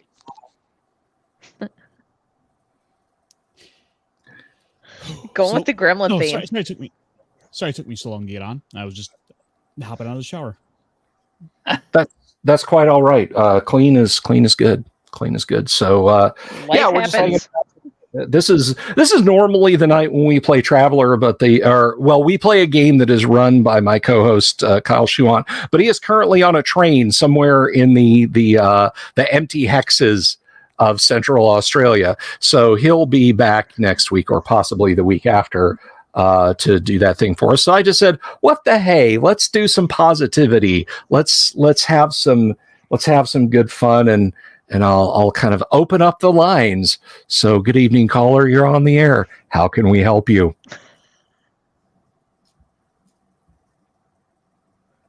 Oh, sorry. I didn't know. I didn't realize if you're opening up to me. He's trying to make you feel special and accepted. So jump right on in. It's a free for all. Go ahead, my dude. Oh yeah. So like I was saying, just kind of one of the last things I was saying in chat there. I think one of the conclusions they're drawing from a lot of what's going on is that Wizards of the Coast just have so much raw data that they're looking at the amount of, say, games people are playing, and they might look at that and figure, oh, because of X or Y, we're having an issue of player retention. Players aren't playing longer games. And what I think is going on for that in part is because frankly they have so much data that they can easily go and jump to some wrong conclusions based on even the way they built 5th edition, put that out there. I think that I'm sorry, go ahead. Oh no, I was just going to kind of rephrase what I had said. Just I think it's part of that is they just have so much data they can easily jump to, say, some bad conclusions based on that. No, I think that's what happened. Is I was saying just before you came on, I don't know if you were listening in. That's what happened. It just, in my opinion, with 3E, was that Ryan Dancing Company decided, okay, it has to move exactly this way because this is exactly what our data says. And what is role playing but a bunch of outliers? Am I right? We're outliers. We're all statistical anomalies in one way or the other, and there's no I think it's becoming wrong. mainstream, though. I mean, it's getting out there because there are a lot of, especially during COVID, you have a lot of celebrities in that are saying, oh, this is something that we've enjoyed doing and you should do it. So a lot of people actually, I mean, that's what created the record sales in that, because it's something you can do from home online. So people connected with it because of the socialization it allowed while being distancing. I mean, physically distancing. So you could have that interaction that people were striving for and dying for. And that's why their data is bad, because there's a lot of people that just in my opinion, I am not taking the stance of normies out but at the same time, I think that data has kind of skewed things, because you do have a lot of people who they were like, am trapped in home, must do something or else go crazy. I'm sorry, or else go a non-offensive term, but I think there's a lot of people who did just that. They got in on it because it was something to do, something to not go bonkers while you were waiting for the next DoorDash to be left on your front stoop while the driver ran back to his car. Well, if they did any kind of surveys in that, they didn't add the question, how long have you been doing this hobby, to signify if it's a long-term customer or a new one that is just trying to get through the dearth of the academics, that not to go nuts because they're looking for something for that interaction.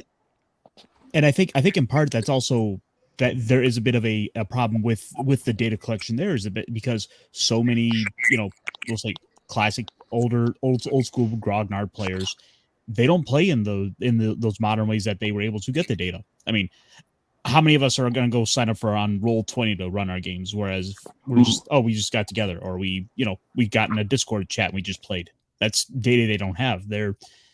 It's sort of it's that survivor bias. Sort of. Yeah. Well, I think a lot of the old school ones are adding the Roll20 on the free status and that, just to add that additional niche to it, but they're not going to buy into it completely. It's just an add-on. Well, I have a question for everybody here. So WotC has stopped making DM-centric resources, right? There are no DM-centric books. All the books have been player-facing, right, as far as the demographics they're going after. Do you think that is done on purpose because they're wanting to move online and they're wanting to have an AI DM? And if you want to have a human DM, well, then that's something else you can pay for?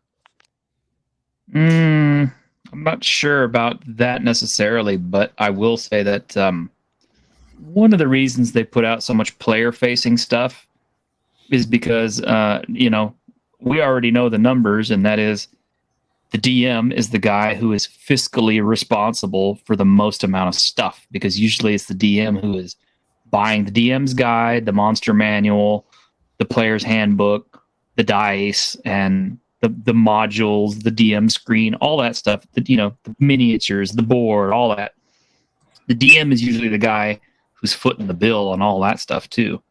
So putting out a lot of player-facing stuff makes sense, because that's the other half of your market that you want to get to pay for your stuff.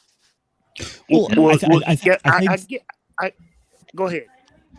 Oh, I was saying, I think saying it's the other half of the player base isn't quite doing it justice. It's roughly 4-1. Yeah, it's just raw data. It's just the way that it balances out. You try to sell to 4 players as opposed to only 1. Yeah, and they already think that the game is under monetized. So, well, and if it's all online, they can control it too, and it's about siphoning and having that leash on what they have, so they can monetize everything. Oh, well, unless you pay for this, you're not going to get to it. You're not Well, wrong. when they say that their product is under monetized, that's fancy way of saying we're in panic mode because last year our segment of the division lost $26 million in sales. That's what that means. That I And so also means now that, yeah. they're trying to nickel and dime the hobby to try to recoup some of that. Business wise, that's what they're doing. But they're painting themselves into a corner, and it's going to be one that's I'm going to say it here.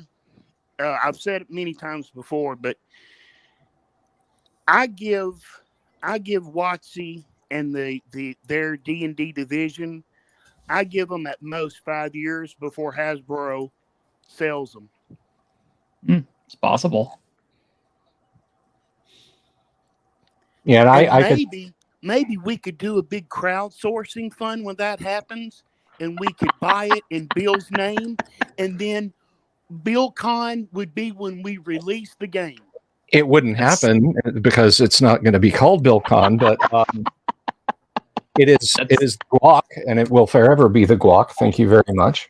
And it'll be bedazzled flip-flops for everybody. It'll be awesome. Now that I'm behind. Except this is Hasbro we're talking about. And the problem is Hasbro doesn't necessarily let go of properties that it has. It's pretty happy with shelving an IP and re-releasing it later. Take, for example, Transformers, G.I. Joe, all their toys and everything else. Mm-hmm. They iced that stuff, back in the 90s. And now here we are. We're back in, we're in the 2020s. And, the G.I. Joe stuff is selling hotter than ever. And Transformers is hotter than ever. So it's like Disney. If they sold it, I would suspect it would wind up in either Microsoft or Tencent's and possibly ZeniMax. Yeah. It would certainly not wind up in the hands of gamers. Or Elon Musk is buying it, but let's not go there. Nah. Although it would be kind of that's some wishful thinking. That would be kind of cool. Bethesda doing a D&D game, that would actually kind of work. I mean, and then for every player handbook you buy, you get a copy of Skyrim. There you go. Yeah, but I mean, do you really want to explain to your players that the reason the dragon rubber banded and clipped through the side of the dungeon was because you don't have the latest copy of the Dungeon Master's Guide? I don't think so. I mean, to be fair, they would also be much more open to all the third-party homebrew stuff. It'd be all on like the Mod Nexus. Yeah, that's true. Oh my gosh, that just occurred to me. The ZeniMax is actually friendlier to third-party creators than an alleged, and I do mean alleged, pen and paper RPG company. Mm-hmm. How sad is that? They know their market. Yeah. Which Wizbro seems to have forgotten. I'll tell you this: one of the most clever things in the world, and the genius of this, just from a D&D DMing standpoint, it is one of the most brilliant things ever, and I cannot give enough kudos to whoever thought of this. This is a bit of trivia. The Elder Scrolls, the name The Elder Scrolls, if you haven't played the games, audience, I'm guessing most people here have, but the Elder Scrolls are, of course, scrolls of power that if you have them and you alter the information on them, you can change the nature of the universe. Or if you read the information on them, you can understand the very underpinnings of reality itself. The Elder Scrolls is an in-joke from the D&D game that they ran at Bethesda when Bethesda just made racing sims or worked on a racing sim. It was their after-hours D&D game. And the in-joke is, what if your character in game got their hands on their character's character sheet or the DM's notes and started effecting changes? They would change their own world. They would change themselves. I'm sorry, that is just friggin' brilliant. I think that is too clever. I love it. Well, I have all the Elder Scrolls games, so Yeah. how much of a nerd I am. Oh yeah. I always thought it was about my grandpa on Facebook. The Elder Scrolls. The Elder. I see what you did there. But now, do you have all the ancillary Elder Scrolls games, Redguard and Battlespire, and the 2 or 3 local games? Yeah, I do. I do have Redguard and Battlespire. Actually, I think Battlespire is on CD. I want to say Redguard is still on 3.5. Nice. That's excellent. What is it? The play space for Daggerfall is something like 27,000 square miles, like in-game square miles.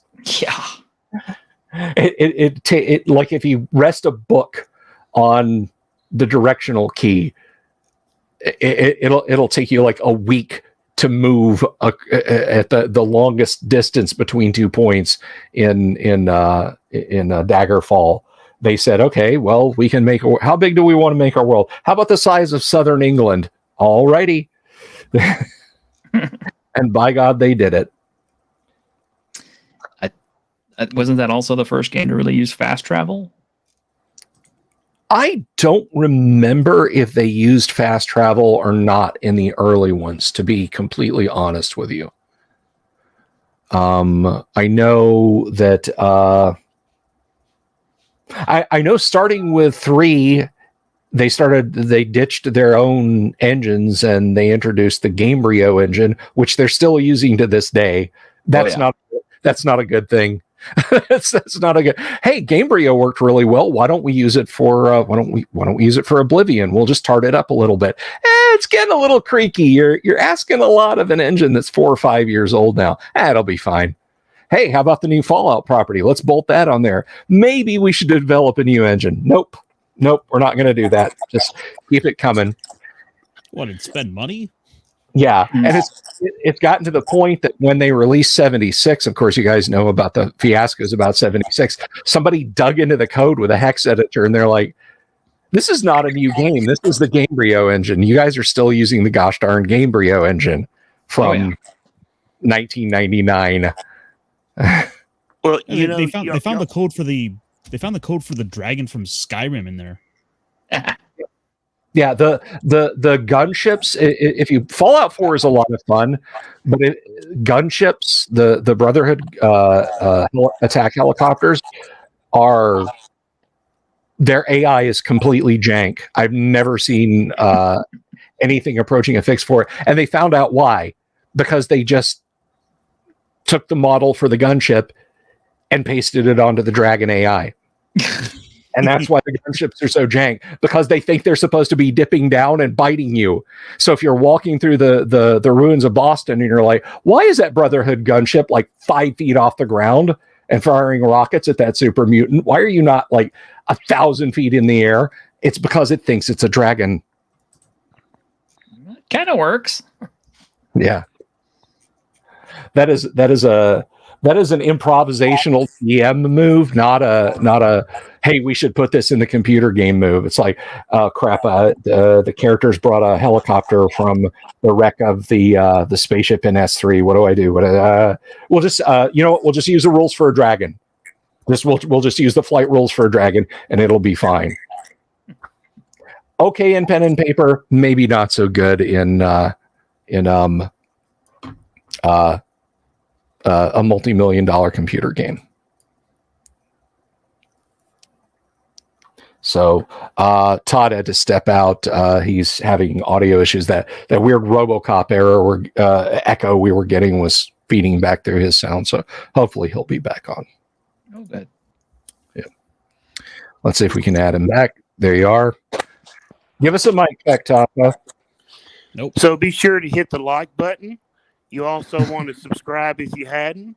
Definitely share the top shelf content and ring the bell so you'll never miss a live stream ever again. Remember, together we can hit 2,000. Thank you. Capture, I need something like this. You Yeah, have I some. can- I know you love them and you hate them at the same time, don't you? What do you want to borrow him? Hey, Todd. I hear T-shirted is gonna run a game where you can bedazzle stuff. T-shirt. Do you have And wear any your flip invisible flops horses? and Daisy Dukes. Flip flops Oh, and Daisy Dukes forever. Do you have invisible horses that are mean and bite people? Yeah, they're called nightmares. Crap. Oh my God! I had an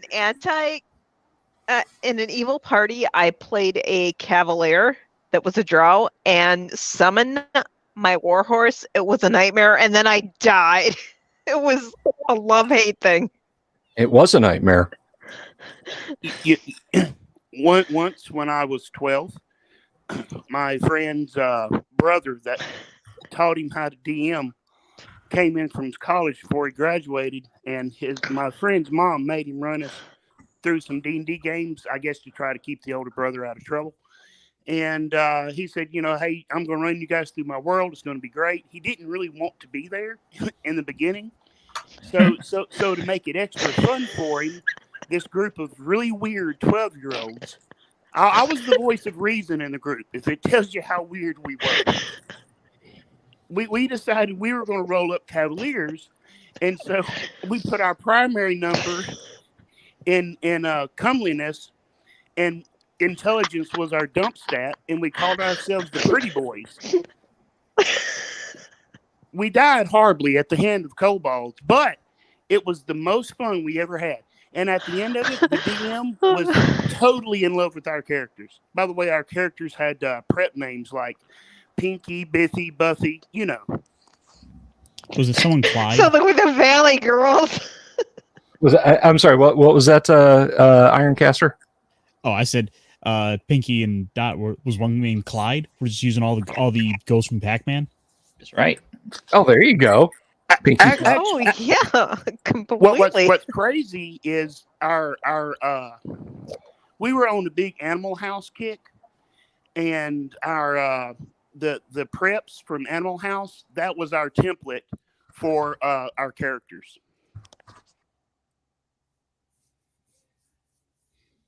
Good stuff. Good stuff. So you mentioned T-shirted. You mentioned you're doing some writing. What have you got in the pipeline? I actually have a couple of adventures I'm kind of slowly putting together. I've had this idea kicking around for a while now. What I want to do is I want to write an adventure for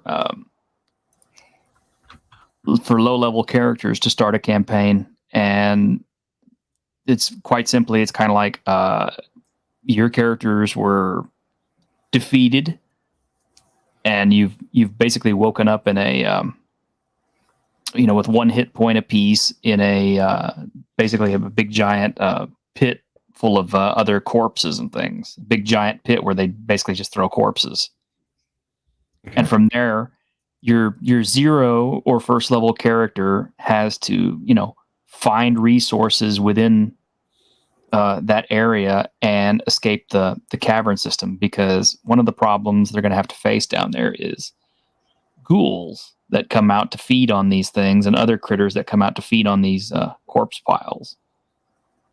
And that would be the whole adventure, would be them just basically trying to survive in this underground area and escape into the daylight, with starting off with just one hit point apiece.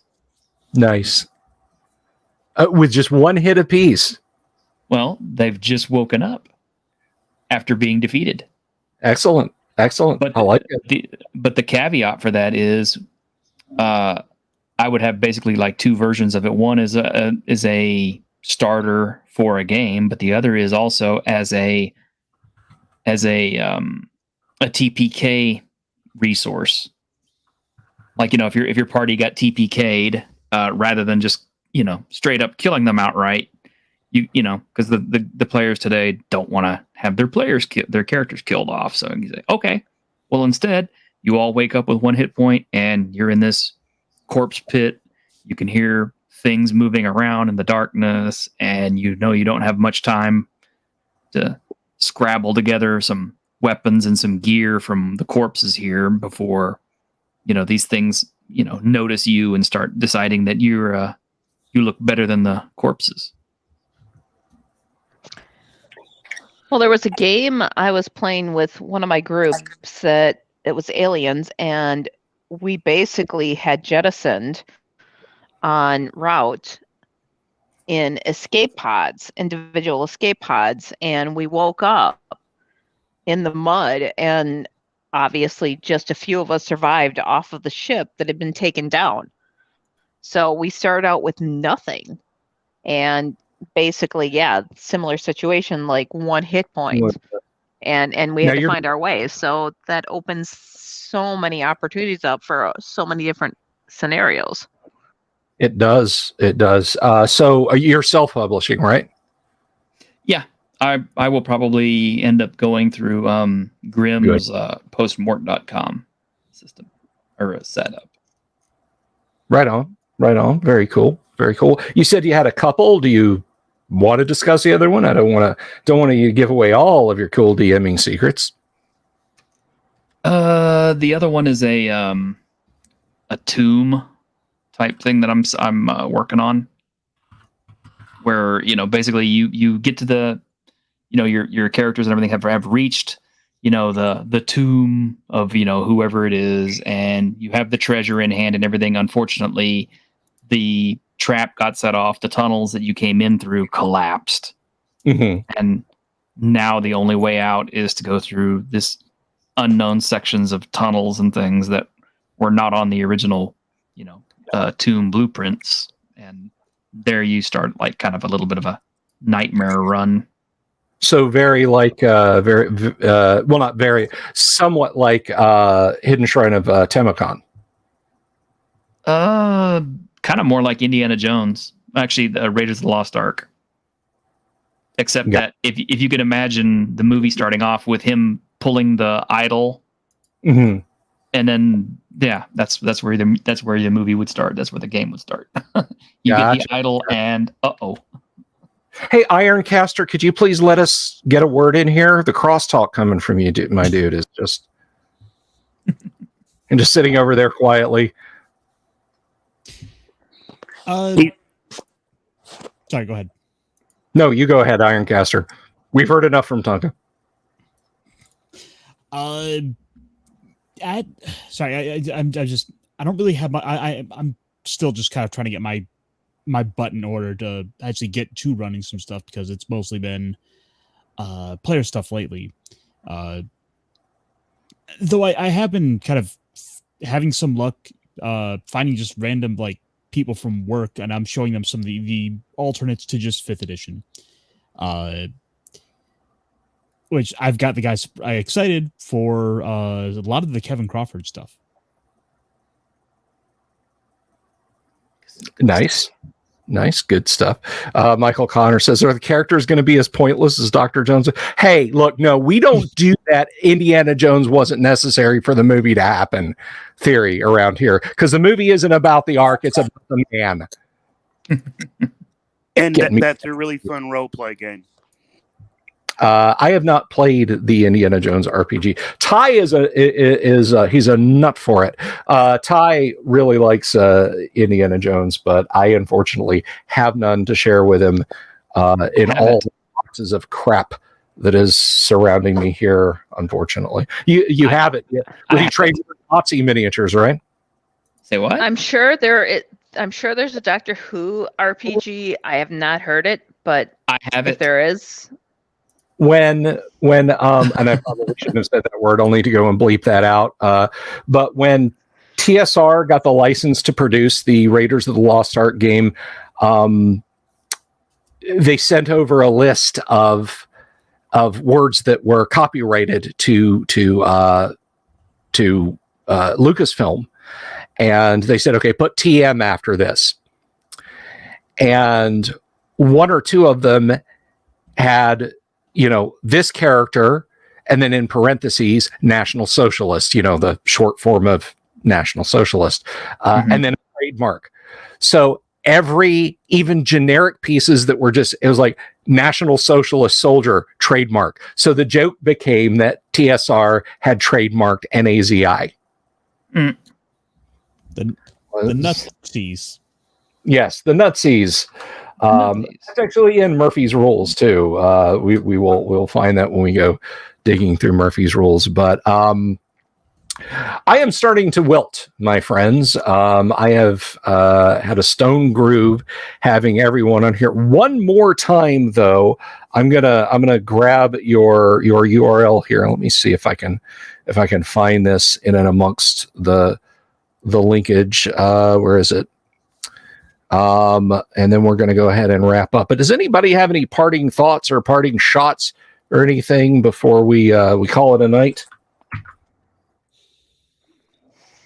Well, following up, it sounds like we're going to have T-shirt that's going to discuss with you about a game. So we're going to hold that to him, or hold him to that, I should say. And we're going to wrap everybody in as much as we can. So, all right. And there is T-shirt's YouTube channel. Please go subscribe to his channel. Give it a like. Give it a thumbs up. Because remember, all us small RPG YouTubers, we got to help each other out. We are one big happy fleet, and we only succeed when we all succeed. So please check out T-shirt at Historian's channel, where he talks about lots of fun stuff. And who knows, I might even pop up on a live stream of his. Oh yeah, definitely. You're always invited. Ironcaster also has one. Oh, Ironcaster, give us the link. Give us the link. Oh, I dropped it in the private chat. Okay, let's see. So let me pull that up here real quick, and I'm sure you could just. I don't see it yet. Okay. Yeah. Anyway, you can find me at youtube.com/Ironcaster. So I got it nice and easy for everyone. So there you go. There you go. What is your channel about, Ironcaster? I talk a lot about different pop culture stuff, and tomorrow night I'm actually starting a series talking about one of the classic iconic tokusatsu series in Kamen Rider, because the current state of Marvel and DC is very dire, to say the least. So why don't I grab some good superhero stuff and try to put some more positivity out there? Excellent. I will try and catch that. We will be streaming tomorrow night. Also, we're going to continue on with digging into issue 1, number 1 of Dragon Magazine. But what time are you on, Ironcaster? Mine will be on at 5:30 Eastern. Okay. All right. I'm later in the evening, as you can see, so we shouldn't step on each other, but that's the beauty of YouTube. You can watch stuff, when it's on or afterward. So we'll do that. And of course, I will put Todd back in his kennel and latch it more firmly next time. And Sapphire, I will watch it. But hey, seriously, thank you guys for coming on and talking about stuff. And remember, folks, please, we are the positivity. We have to be the positivity. All right. We know who the big bad out there is. Let's just focus on making things better and just spread it out there. Just ask your fatally nerdy friends, hey, have you tried this cool game called Dungeons and Dragons or whatever you play, and just spread the positivity and keep the good vibes going, because we're just going to push the negativity out. You guys have a lovely evening. Thank you to my audience. Thank you to my wonderful guests, Ironcaster, T-shirted. You guys will come back, right? Sure. Absolutely. Sure we will, Bill. Do it in the back room for you. Don't worry. Yeah. So thank you, Tonka Todd, of course, and Safi for sitting in tonight. I will see you guys tomorrow night. They will see you on their channels. Look them up on YouTube and give them likes and subscribes. Have a wonderful evening, everyone. Love you all. Bye. Oh my God. What I have to Every deal time. with. Every time, Bill. Every time. Be quiet. Have you seen there?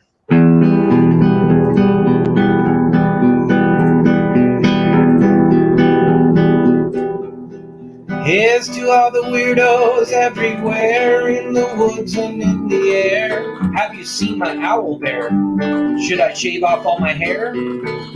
Bobbed are all around. Some live in tunnels underground. Some are fat, some are rich, some are sleeping in a ditch.